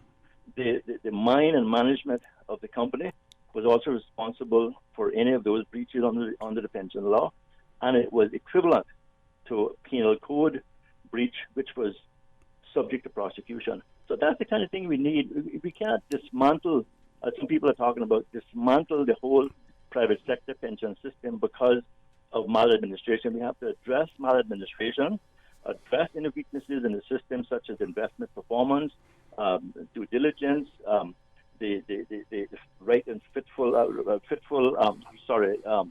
the right fit and proper test of trustees. All those kind of good things we got to do, but it takes time. But we can't dismantle it because we have a couple of months of downturn. Pensions is long term, but those companies have to comply and have the rules and the laws and the prosecution there for them if they're not going to be business people properly. Yeah, Mr. Billy, anything to add to that? Anything to add to that? I want to go find Enola Gay and drop a nuclear bomb on some of them, start her engines up again. But, Mr. O.C., the problem of delinquencies is a problem that begins with the fact that we have never had a political pension champion in government to really push it. Because there's no political will, the pension plan administrators, as I said before, are more recognized than the pension plan members in government circles. Now, the pension law, it's not that the law isn't there. The law says you employ somebody in January. By the 15th of February, you're supposed to have made your pension contribution. If you haven't made that pension contribution, then by the 15th of March, the pension plan administrator is supposed to advise the pension regulator. Now, a lot of times, because the pension plans, some of them are now operated by people who sell the other services, banking, insurance, and other services. They don't view the pension plan members as their important people. They now view the employer. They want to get the business from the employer. So they fail to report the delinquencies. So the employee is unaware. When this comes to the attention... Doesn't that constitute some sort of conflict of interest? Well, definitely it is. That's what I'm trying to tell you. But the conflict of interest then goes further, right into the regulator, because when the pension plan administrator, the commercial one, not the trustees set up one, when they have failed to report within the time frame specified in the law isn't enforced on them. Why do we obey curfew today? Look how quick. Law is a recent law. It's obeyed because it's enforced. And people less and less people are going to challenge it and go out on the road during hard lockdown. And so, for those same reasons, so they do not take immediate action. If someone has when the 15 days is up into the following month and it hasn't been put in, if at that point in time, or even the 45 days after the end of the month, now, end of March, at that time, the pension plan should be notifying the members when they notify the regulator and say, look, regulator, John Brown hasn't paid the pension plan for January for his people, and at the same time, all of John Brown's employees. But it drags and drags in the regulator when they get it, sometimes 3-4 years before they get back. And that is where the fall down. It's the upholding of the law. Okay. It fails, not Okay. fit for purpose. Good. Okay, we're going to double clutch here for a minute. This one of our listeners has written in and said, good morning, and guess, a pension as has been envisaged was funds set aside for assisting in one's retired age and for a rainy day, in bracket pandemics, hurricanes, etc., etc., etc. What is your panel's opinion on withdrawing funds, and what is your panel's opinion on withdrawing funds? Or you want that, or you want me to take it? I just go first, Bill, and then you can do No problem. the sweep up afterwards. Because I know you're good at making sure I don't miss anything.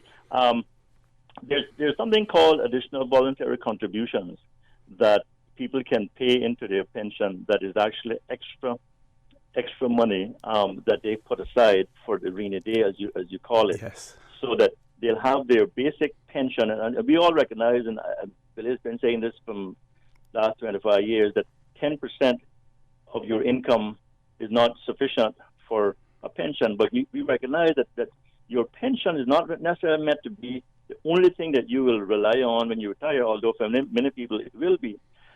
But people who can afford to do it or who can sacrifice to do it, you can do what they call additional voluntary contributions on your pension, and that goes into a separate fund that you can access. Now, you can't access it all the time, but in the 2016 amendment, I recall that there was a provision put in there that you could access those additional voluntary contributions for things like emergency health care, scholarship, education for your children, and for housing. There was those three carve outs that were put into the law that I remember being involved in. I'm not sure if it passed that way or not. Okay. But presently, the only thing that you can get would be early retirement, where right now the retirement age for pension, which pension contribution is age 65. It used to be 60, but now 65, and so you can get early retirement at age 55, provided that you're not working and you meet the rules. But there's nothing in the law at present time to deal with emergency withdrawals for pandemics. And again, that's something that could be done perhaps to tweak the law and tweak the investment regulations, but it's not there now. So I give way to Mr. Billy for any further thoughts on that. Mr. O'C, when they did the mortgage fund and that, and those withdrawals, two things happened there. One, it was seen to be advantageous to some people at the time, that it would do them well. And then also, there was no real program put in place to replace the funds, to build the funds back up. 1% a year isn't going to do it when you take out $35,000 out of your pension fund. That's not going to replace your pension fund. Other jurisdictions, let's just pull one out the sky, let's say like Singapore. In Singapore, they have a pension fund, they have a health fund, they have an education fund, they have a housing fund. But their society has developed way beyond the thinking of our people here in Cayman and way beyond the thinking of our government here in the social aspect of the life of people. And it is an area that should be explored. The 10% at best is going to, if you contribute for 40 years at 10%, with about a 5% average for those 40 years, some years it'll be 8, some years it'll be 3, some years might be -1. Yeah, it'll fluctuate, yeah. It'll fluctuate, but an average of 5, you're only going to get about 25%. And you've spoken also about the Mercer report, and the Mercer report points it out. Other jurisdictions point it out. The the U.S. Social Services, they now contribute in excess of 15 and 16%. Yeah, I think at the time of the Mercer report, it was around about 12%. Yeah. Correct, but that has increased, and even at that, they're going to be going broke by 2034 if they don't make some adjustments. And and that's 50-50. You know, employer puts in half, employee puts in half. So that's 8% each, approximately. And there are other things that they contribute to bump it up. I think it's about 19 is the total percentage for social issues, because they also have unemployment insurance and different things in it. Okay. Add on. We have to take... Go ahead very quickly before we go to break. So in our situation here, we should establish these other funds, because that will make for a better society. And also, if we begin to teach people with better communication, pension plans have been very, very, very poor on communicating with the members and involving the members and bringing them along. And that is where I see the biggest failure in the private sector pension plan. Okay, we're going to take a commercial break. When we return, I just want to point out also that WhatsApp message that I read before, the part that it said retire for retirement age and for a rainy day was supposed to read and not for a rainy day. So they're saying that pensions are not for a rainy day. But when we return, two things I want you gentlemen to think about. One, whether or not the figures, if you believe or if you know the figures that were arrived at in the Legislative Assembly that were agreed at in terms of the withdrawal, whether or not the services of an actuarial were involved in coming up with that, whether or not they used the services of an actuarial, or were those numbers just simply pulled from a hat. And then I want Mr. Mario also to talk, about investments and the theory that people have about more investments locally by these funds as well. So, folks, please stay tuned for the record with Mr. Billy Adam and Mr. Mario Ebanks will continue after this short commercial break. Since March 2004, West Bay Pharmacy has kept their doors open to the local communities, even before, during, and after Hurricane Ivan. At West Bay Pharmacy, our staff provides so much more than pharmaceutical excellence. From the moment you walk through our doors to completing your cash out, our staff will have put your healthcare concerns at ease. We would like to take this moment to thank our loyal friends and customers. To us at West Bay Pharmacy, our patients are our primary concern. We provide thorough background checks and precise calculations to ensure your medical safety. Thank you for being a part of our family and for choosing West Bay Pharmacy, where we care about your health. Start getting your debt under control with a debt consolidation loan from Fidelity Bank. At Fidelity, your loan decision is quick with no runaround. Plus, with competitive interest rates and fees, we will help you reduce your monthly payments and get you back to living again. Don't let the burden of overwhelming debt tie you down this year. Call Fidelity today and let's make it happen with a Fidelity Bank debt consolidation loan. Fidelity, we're good for you. Hi, I'm remodeling our bathroom. I have a few questions. Sure. What are some ideas to make my bathroom feel larger? How do I know if I'm picking the right vanity? How do I choose a new toilet or a new countertop? Also, the lighting is terrible. Can I put a window or a skylight? And do I really need an exhaust fan? You've come to the right place. At Brand Source, we custom design kitchen and baths, and our talented design team can help answer your questions. Whether you're looking for a modern, functional family bathroom or a luxurious personal retreat, we'll help create that beautiful space that makes your home yours. And if you're in a rush for a new look and have a limited budget, our ready-to-install bathroom vanities, built with solid wood and countertops of the finest materials, are a quick and easy remodeling solution. For the very best in custom-designed kitchens and baths, visit Brand Source Home Gallery on Dorsey Drive, Industrial Park, Cayman's Kitchen and Bath Center. Hello, Cayman. I'm Quincy Brown. Anybody else getting mixed up with all these new coronavirus terms? Me too. But guess what? I've watched the press conferences and I've read the press releases and I've seen all the social media posts. Look here, I can help you out. Stay home. Leave Granny alone. Darling child, I mean we can't be visiting our old people because they're more compromised. We gotta keep them safe. Una got it now? If Una want to stay up to the time with what's going on, there's only one place for the real information, the Cayman Islands government. Visit gov.ky/coronavirus. Now remember, keep washing your hands, keep following the rules, and keep taking care of each other. Saving lives is Caymankind.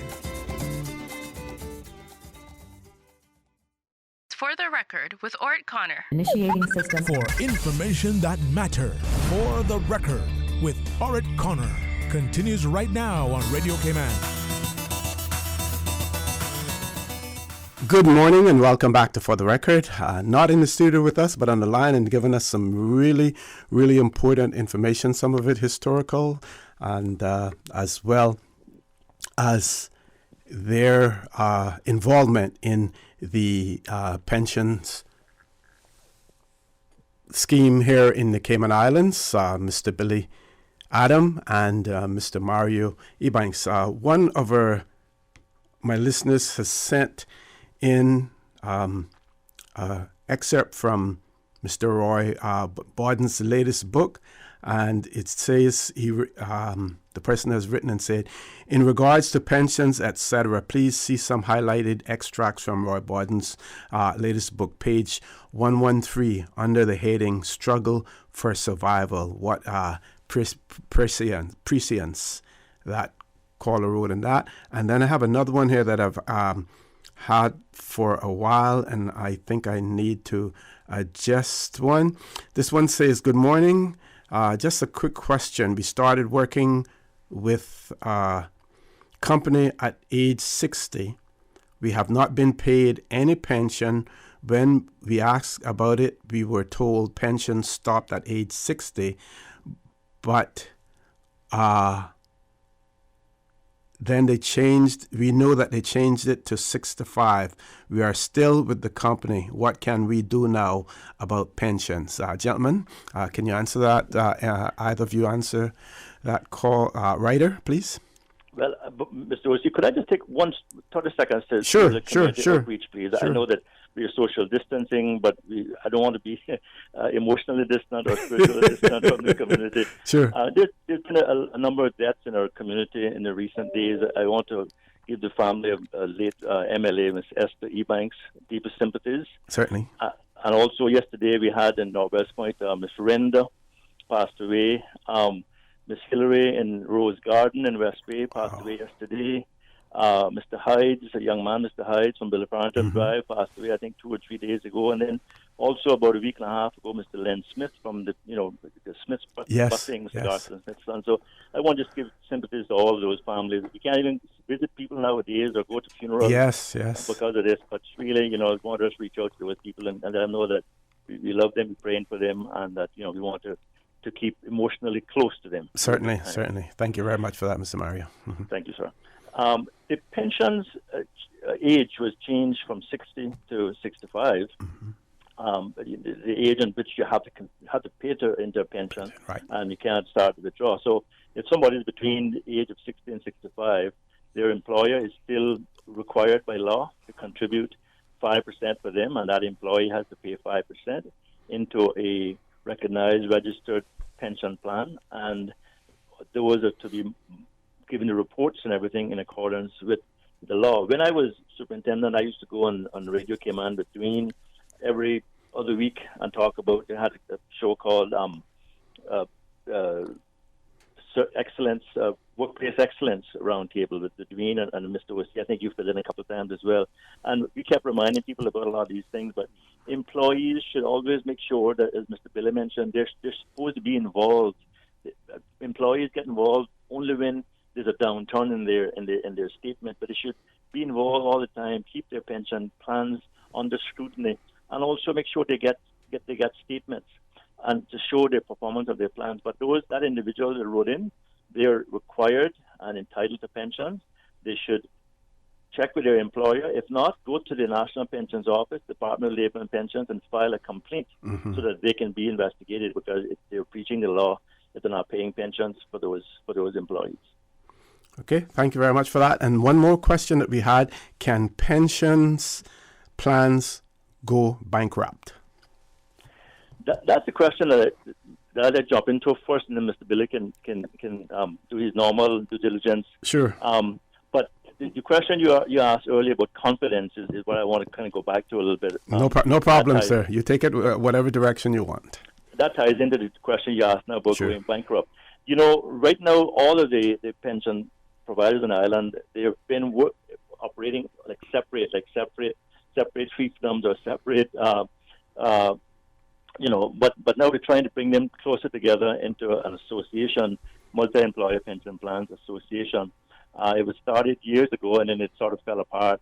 Now I think they see the importance of being united, having common purpose, doing more brainstorming, pooling resources to educate the employees and employers and all that other good stuff. So that's one good step in terms of building confidence. But the other thing that I want to say is that all of the trustees and directors of pension plans are required to have what you call a fit and proper test to make sure that they meet the requirements of being a director or a trustee, and that's one of the requirements also of the Monetary Authority. The supervision of the administrators is done by the National Pensions Office within their resources to do so.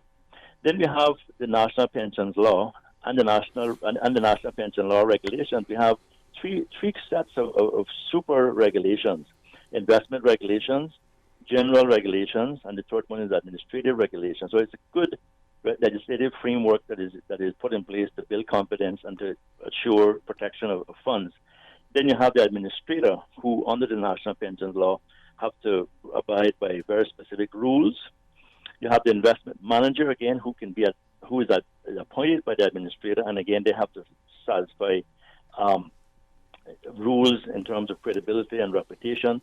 Companies like BlackRock and all those are world class and doing very good job for many pension plans here.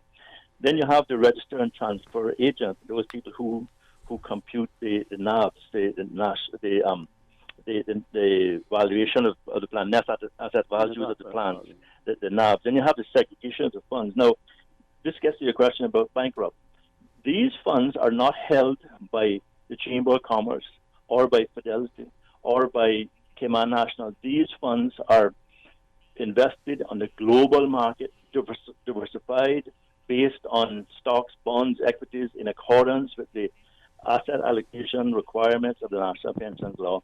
And those funds are segregated, and those can't be touched. They cannot be raided by a pension plan or by any employer. There's a separation, there's a segregation, and they're under the custody. There's a custodian who has specific rules and international conventions and codes of conduct in terms of ensuring that those funds are invested, segregated, and are available for people to see, in particular for auditors to see.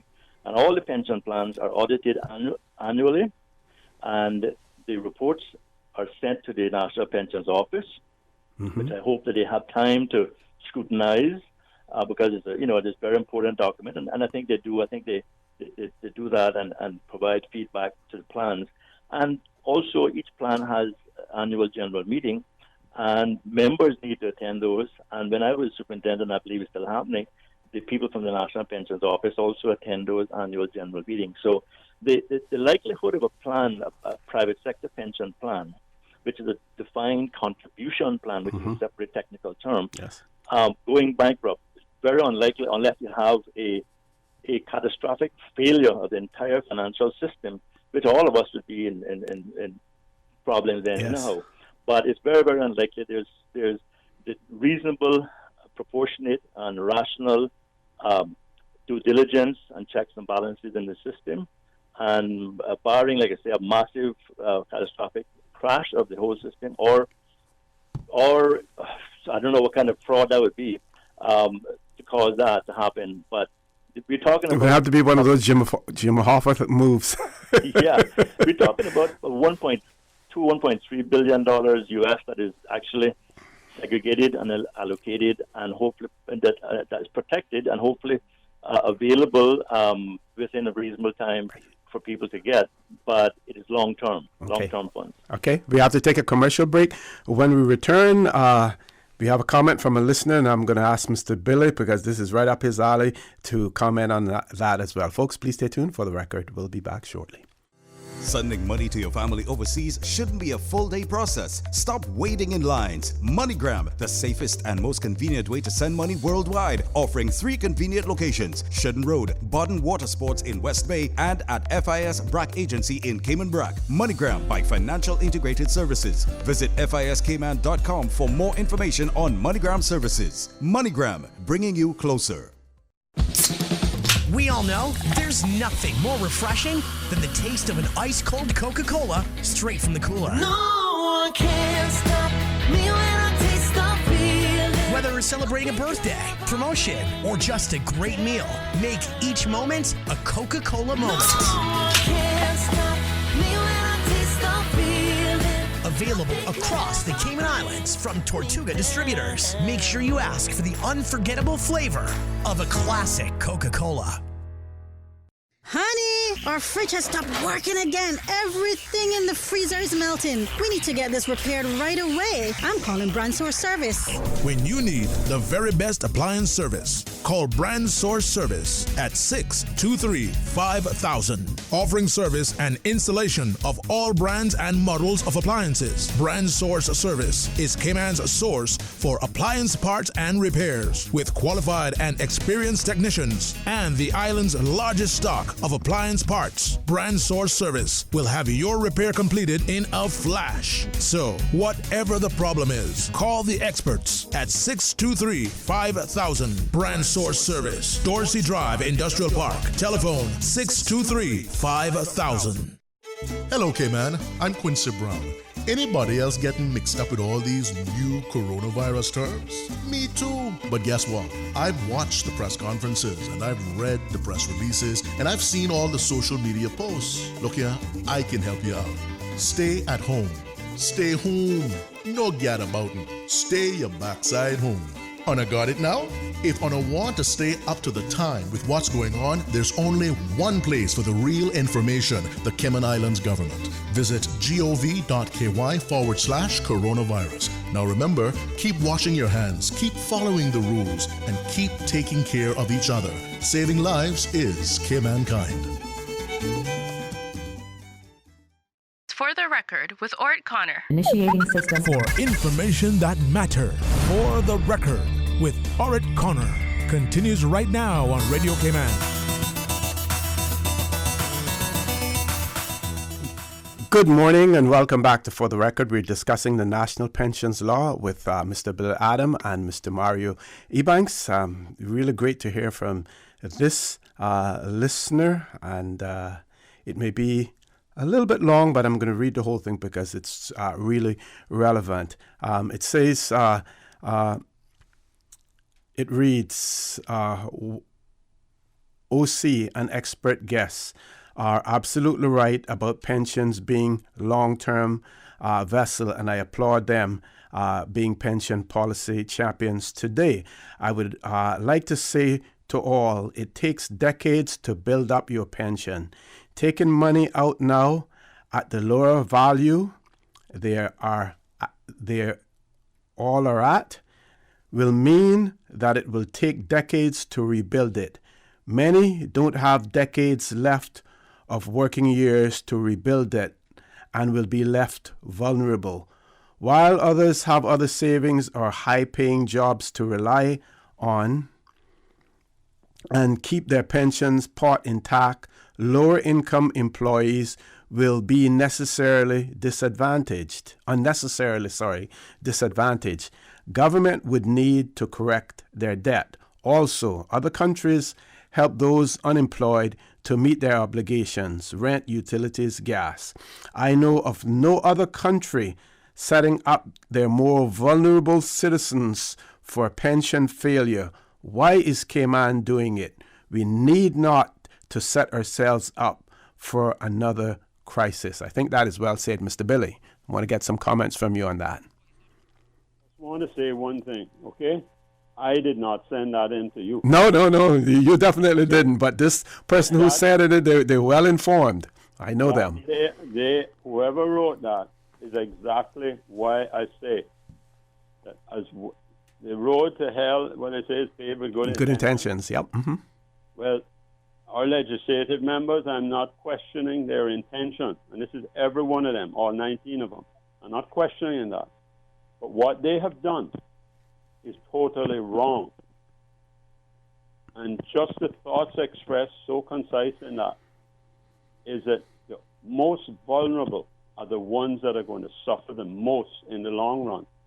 And the other set of people that's going to suffer in the long run is those that cannot defend themselves, the unborn, because the taxes are going to be on them to fund retirement and AU payment in future years when they start to work and they even let's take our sister. We sent test kits over to Bermuda. Mm-hmm. The Bermuda government are treating it as it should be, as a national issue. And they've made arrangements. They're going to pay 60% of the gross salary, up to a maximum of $500 a week. Yes. Is what they're paying for 12 weeks. They're not forced. They have their pension laws were crafted off the Cayman Islands and pension laws. But they came here and they spoke to us, and we had many discussions with some of their people. And they've changed it. They've tweaked it quite a bit and changed it. But their genesis and their idea of doing a national pension law came from the Cayman Islands after they saw what we had done. They are not raiding the pension funds of the most vulnerable people the way we are doing it here. And they're treating it as a national issue, and the repayment into the funds will come from national taxes that are collected in future years. That's where it's going to come. But what is happening here, and what our government has now done, our legislators have now done, all 19 of them, they have put a violation of Section 16 and Section 19 of the Constitution. It's not proportional, and it is not rational, in that those persons that raid their pension funds and take the money out will have to try and build up and get additional funds so they can try and rebuild their pension. Whereas the other people that government gave outright grants to, hospitality and whoever else that got it outright, those persons, when they go back to work, they'll be paying the taxes. And the people that raided their pension plans, they're paying the taxes, and then on top of that, they have to try and rebuild their funds. Exactly. It's not proportional. It's not rational. Gentlemen and ladies that are in the Legislative Assembly, I am telling you, I love you. But what you have done is not the right action. It is a national issue, should be paid for nationally, and I hope the governor may be listening, and I hope he might realize and get somebody in London to tell him that Section 16 and 19 of the law has been violated, and that what they have done is wrong. Okay, we're going to share a WhatsApp message from one of our listeners. Ms. Susan, can you play that, please? OC, good morning, and morning to your panel. OC, I work with a company here for 13 and a half years, one company. And that company draw pension and insurance from a portion of guys of us as electricians, right? And OC, when the new law come in that you have to change your panel, change if you don't submit your paperwork, pension and insurance, you cannot get work permit for people. And you remember a lot of people run and change their company. That company change name and do not pay no pension or insurance for me. When I went to the pension board, the pension board says only $5,000 in my pension scheme. They sent me to the place upstairs, Banker Butterfield, in the new plaza across of the farmers market. When I went to them, I see an officer, the officer come and talk with me. They give me a claim form to fill out. I run up and down. They want me to go to the bank to get checks because I didn't have all the checks in my name. They want me to go to the bank to get the checks. When I go to the bank say it cannot do like that. So is pension, I don't see why people should pay a pension right now also, because there's no law here for it. He put me in problem with the immigration department and the task force them, and all know they haven't paid $1 for the amount a year. So pension, I don't see why people should pay a pension. I want to thank that caller for that. And my panel, gentlemen, I'm going to give you an opportunity to respond to that. But this email also ties in with that also. It reads, I have worked with a company for 2 years, and I was in charge of renewing the business license. In order for the license to be renewed, our pensions and insurance had to be up to date, fully paid. I have seen a company, I'm not going to name the company, get their business license renewed without these accounts being paid for years. How can this go on for so many years? So here, gentlemen, we see some persons expressing a lack of confidence in this pension system that has been established, and if not the pension system, then the way that it is being run. Mr. O.C., just a minute, Mara. Just a minute. Sure. On this one. Again, I didn't write those, but they fully reflect, and that wasn't my voice on there. I have a little website called Cayman Pension Watch, to which people, CaymanPensionWatch.com people, or if you want, you can call me, 916-0707, 916-0707. The tale of what that gentleman said and the difficulties when he goes to try and report what is going on, and then to try and get the information, to put the onus on him to get the information. So he has to expose himself now to his employer of what's going on. And his employer is going to dismiss him and fire him when he exposes himself. The regulation, that's why I've said, the mal-regulation that has been going on for decades by the pension regulatory body here in Cayman is worse than shameful. It is criminal what has gone on. And let us look at the annual reports. The law says, Section 85, an annual report shall be submitted. And your annual report will have a lot of details of what's happening. The last annual report that reached the Legislative Assembly was 2007 and 8. I was on the National Pension Board for a while. When we submitted reports, they were sent back by the ministry to say we had to rewrite them. Hell no. These are the board reports. These are not the ministry's report. This isn't to cover up.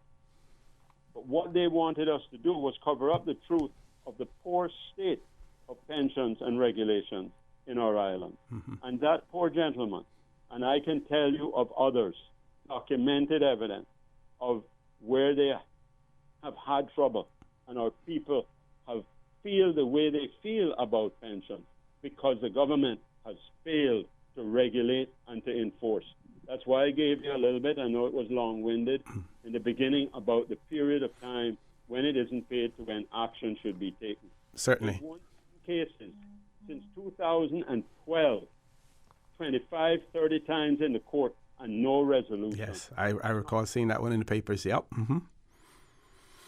Okay, we're going to take our last commercial break for the morning. When we return, I have one more comment in relation to bankruptcy, and then we want to talk about yesterday's Legislative Assembly, because I don't believe I've heard my panel yet. I know I threw several questions at them, but whether or not the figures that were arrived at, whether or not they remain the same, and do we know whether or not it's an actuarial science that was applied, or whether or not they were numbers that were just basically agreed upon? Folks, please stay tuned. For the record, we'll be back shortly. Vamped Motors encourages everyone to stay home in compliance with our government's directives, which are absolutely critical to protect our islands from the coronavirus. In light of this, Vamped Motors will be closed until our Cayman Islands government gives us the all clear to return to work. Please, everyone, be safe and let's get through this together by staying apart. At Seaboard Marine, customers often ask us questions about their shipments. I have various items coming from different suppliers that I need to ship to Cayman. Do you offer consolidation? Yes, Seaboard Marine offers consolidation for full and less than container loads. We can hold your packages at our Miami warehouse until everything arrives and ship it all in one go. And we have the best rates to Grand Cayman. Visit seaboardmarine.com for more information. Shipping shore to shore, Seaboard.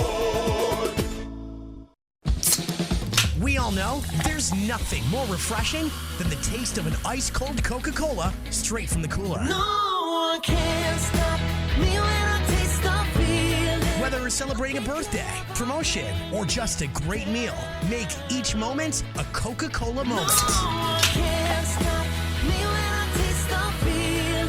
Available across the Cayman Islands from Tortuga Distributors. Make sure you ask for the unforgettable flavor of a classic Coca-Cola. Hello, Cayman. I'm Quincy Brown.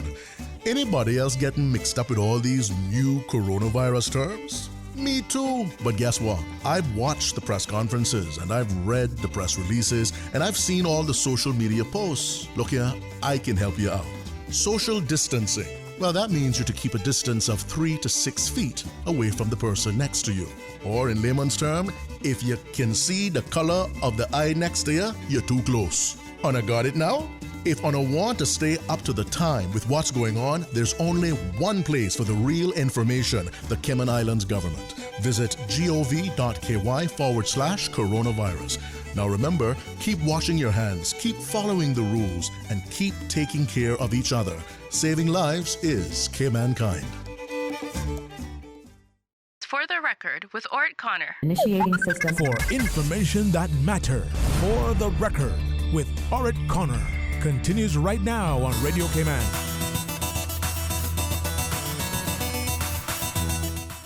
Good morning and welcome back to For the Record. We're on the last leg of a very, we hope a very informative discussion with Mr. Billy Adam and Mr. Mario Ebanks in relation to the National Pensions Law. One of our listeners has written in and said the question on bankruptcy is important because while the administrators can go belly up and the fund can continue if the investment companies and the various stocks, bonds, and mutual funds go bankrupt and there is no insurance policy to cover that loss, what is the recourse? So give you an opportunity to answer that, and we want to get in a little bit about the details of the amendment to the pension law, the numbers in terms of the withdrawal, the time frame within which the pensions administrator must respond, the protocols that are put in place in terms of the application process. How do we ensure that it is done in an orderly fashion and we don't end up in a situation similar to what has happened in the U.S. with the government grants and loans, where those in the know get to the top of the line and are able to get their funds first? Gentlemen, take it. Whoever wants to take it first. I'll jump in first. Okay, you go ahead. Okay. The question about the bankruptcy again, there's a lot of checks and balances and due diligence around that, and the custodian is very, very strict and very proper in terms of all those protections. Now, that's a whole different discussion for another show, perhaps. Sure. But I think it's very unlikely that'll happen, and there are protections in place for that. But funds are there, they're audited, they're checked, and they're verified by professionals, and many of those are backed by major institutions. The voice note you just got, OC, I just want to comment quickly on that. Sure, the voice sure. note you got. I think, again, I go back to the point the Complaints Commissioner, Ms. Nicola Williams, said years ago. I go back to the culture of compliance in terms of enforcing the pension law and health insurance law and tying it into work permits and trade and business licensing. I want to give Ms. Tara Rivers, the former minister, a lot of kudos for being very tough in terms of that culture of compliance. And her previous chief officers, Mayor Rodriguez and Kristen Suku as well, were very much on board with it. But when you have government policy that changes and you say you want to make things more easy for businesses to comply, then that all those good things go out the door. Yeah, so whether the consequences are intentional or unintentional. Exactly. So it's not the pension that's the problem. Is the Billy mentioned the pension champion is where the problem comes in. The other point I want to quickly make about the National Pension Board reports. When I left there in 2015, we had them all done from 2010 up to 2014, but they have not yet been released by the ministry to go to the Legislative Assembly. I mean, it's really ridiculous. The other point is in relation to the contribution rate. Now, people are saying in the debate yesterday about we need to increase the contribution rate. We've got to do all these good things. But come back to political will. In 2007, I think it was, Mercer did a report, and they talked about the need for the contribution rate to probably be 20% as opposed to 10% now. You would have thought that from 1990, even if, say, from 2000 until now, 20 years, if they had increased even 0.5% per year on pensions, you would have been way up there now where we should be. But there's no political will to do that, so I'm not sure what else we're going to be able to do. Okay. And so your question now that you talked about the basis for the amount and whether there was actuaries involved and whatnot, I don't know, but I would just venture to guess that my personal view and opinion is that I don't know who advised them on this. I reached out a couple of times. We had a Zoom conversation with the Chamber Pension Providers. I sent a number of suggestions in and thoughts. I didn't get any replies to any of those except for two individuals who replied. I don't know who the advisors were. I don't think there was any actuaries involved because these plans are defined contributions, so there's actuarial assessment that could be done, but I don't think that was done in the time that was allowed. Okay. What I have a problem with is the amount being kind of open-ended because it's dangerous, but also the potential impact on the viability of the plans and the access to redeeming those investments and being able to put together the net asset values and evaluating all of those and allocating those units to each person's pension and then paying it out. That is a humongous task. And if you have, suppose you say you have 45,000 pension members on the islands, right, in pension plans, right? Suppose 25,000 of them decide that they're going to use this money. That's like 25,000 retirees being processed in 45 days. Now, that's going to be a huge amount of work. No matter if you pull in 1,000 volunteers to help you, that's technical work that's going to take some time. And one of the things that we have a problem with is like the amount, the 10,000 plus 25% of the balance. That's significant. Yes. All employees can withdraw. They're saying that you don't need it, you don't have to get it, or if you're working, you don't have to get it, but you can still do it. There's no prohibition. Yes. Right? And then you have the issue also with the health insurance. The people who have lost their jobs don't have health insurance, but there's no tie-in to say, which I suggested to them, that make it a condition that if you get your pension money, you have to pay also your insurance to keep your health insurance current. Right? Now, the other issue around the time frame is that, Cayman Islands is one of the world's leading domiciles for funds, for mutual funds. And, we have over 10,000 funds registered here. And it's important that all of us, or policymakers, or politicians, and technocrats, understand what a NAV is, a net asset value, and how the process works. It's not is not a cash that you have piled up in crates in a warehouse. This is a whole different ball game, and it takes time. And the last thing you want to do is rush the calculation of those NAVs, rush the review of those, and end up paying out a ton of redemptions on the basis of an incorrect NAV. And those are technical details that people have not, seemingly based on yesterday's debate, a lot of people don't understand and did not reach out to get advice. And so I'm hoping and praying that this all works out, but I do have concerns from a technical point of view in terms of the basis for this, whether alternatives were looked at, and who advised on it. We hope it works out, but it's not easy. And the plans now, I'm telling you, because I'm looking at emails right now, going back and forth. The plans now are looking at how they can schedule these NAVs to be able to comply with that 45 days without being subjected to huge fines, and also ensure that they turn around these redemptions in a technically correct and responsible manner. Because remember, all the trustees and directors have fiduciary responsibility. Yes. And if they go awry of that, all of us could end up in Her Majesty's Norfolk prison. Mr. Mario, Mr. Mario, I want to thank you very much, for lending your expertise on such short notice. Mr. Billy, not a whole lot of time left, but I want to give you an opportunity for comments in relation to that as well. Very quickly, sir. I concur with everything Mario said, and this is the price you pay for bubble governance. When bubble governance takes place within a bubble without involving the people and democracy working and having it open discussions and open conferences so people understand these things, and misusing a crisis the way it has been done, the way it's affected pension. Okay. Quickly, sure. Slave wages, minimum wage, in order to put money to one side for other things, at $6 an hour, $140 a month. It is slave wages. I don't hear any of the MLAs talking about putting that up to anywhere near a living wage, a minimum of $10 an hour. That's where we need to get it, a minimum.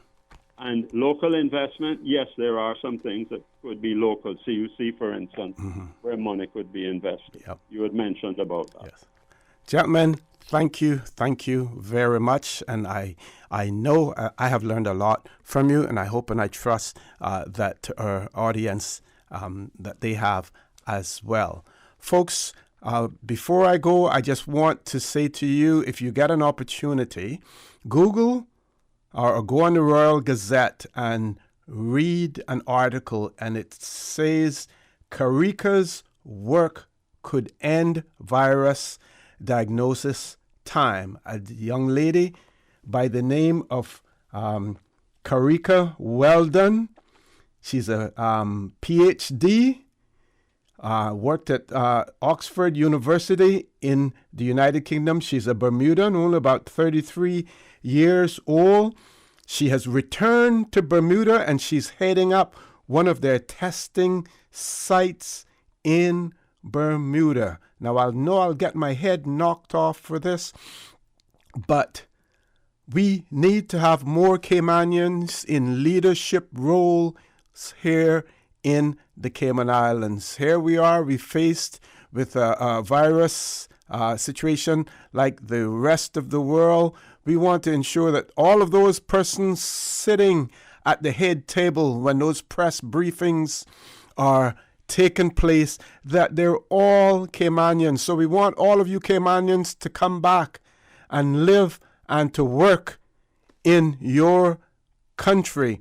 Those of you who are thinking about careers, my question, I don't know, how many lab technicians do we have at the Health Services Authority, at Christa Tomlinson, at Health City that are Caymanians? I don't know, but this is a field that you may want to consider going into, because we need to have our own on the front lines when we're fighting. We need to have our own, and we have people who are capable.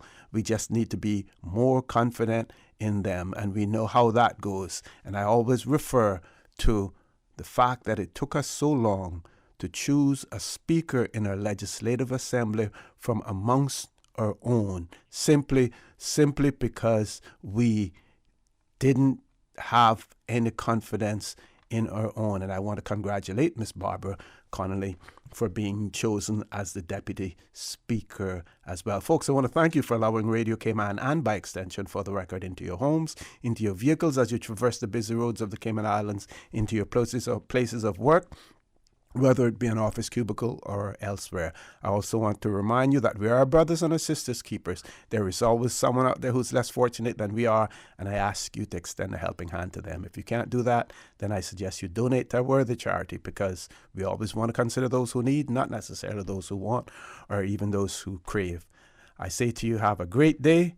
Continue to support your radio station, Radio Cayman. Join Sterling Dwayne Banks at 12:15 for Talk today, and I believe that the press briefings will continue again today as well. So follow that on Radio Cayman, Government TV, and other media as well. Folks, stay safe. Have a great day. Love one another. God bless. For the Record is brought to you by Vamped Motors, the only authorized Ford and Toyota dealership serving the Cayman Islands. Cayman Pharmacy Group, with a location in West Bay and professional pharmacy at CTMH Doctors Hospital. The Cayman Pharmacy Group has a location for you just around the corner. Seaboard Marine, with over 35 shipping ports, find your shipping solution by calling 949-4977 or visit seaboardmarine.com for competitive rates. FIS MoneyGram, the safest and most convenient way to send money worldwide. MoneyGram, bringing you closer. Coca-Cola, available across the Cayman Islands from Tortuga Distributors. Accept no substitutes. Taste the feeling with Coca-Cola. Brand Source Home Gallery, inspiring luxury. And Fidelity Bank. Fidelity, we're good for you.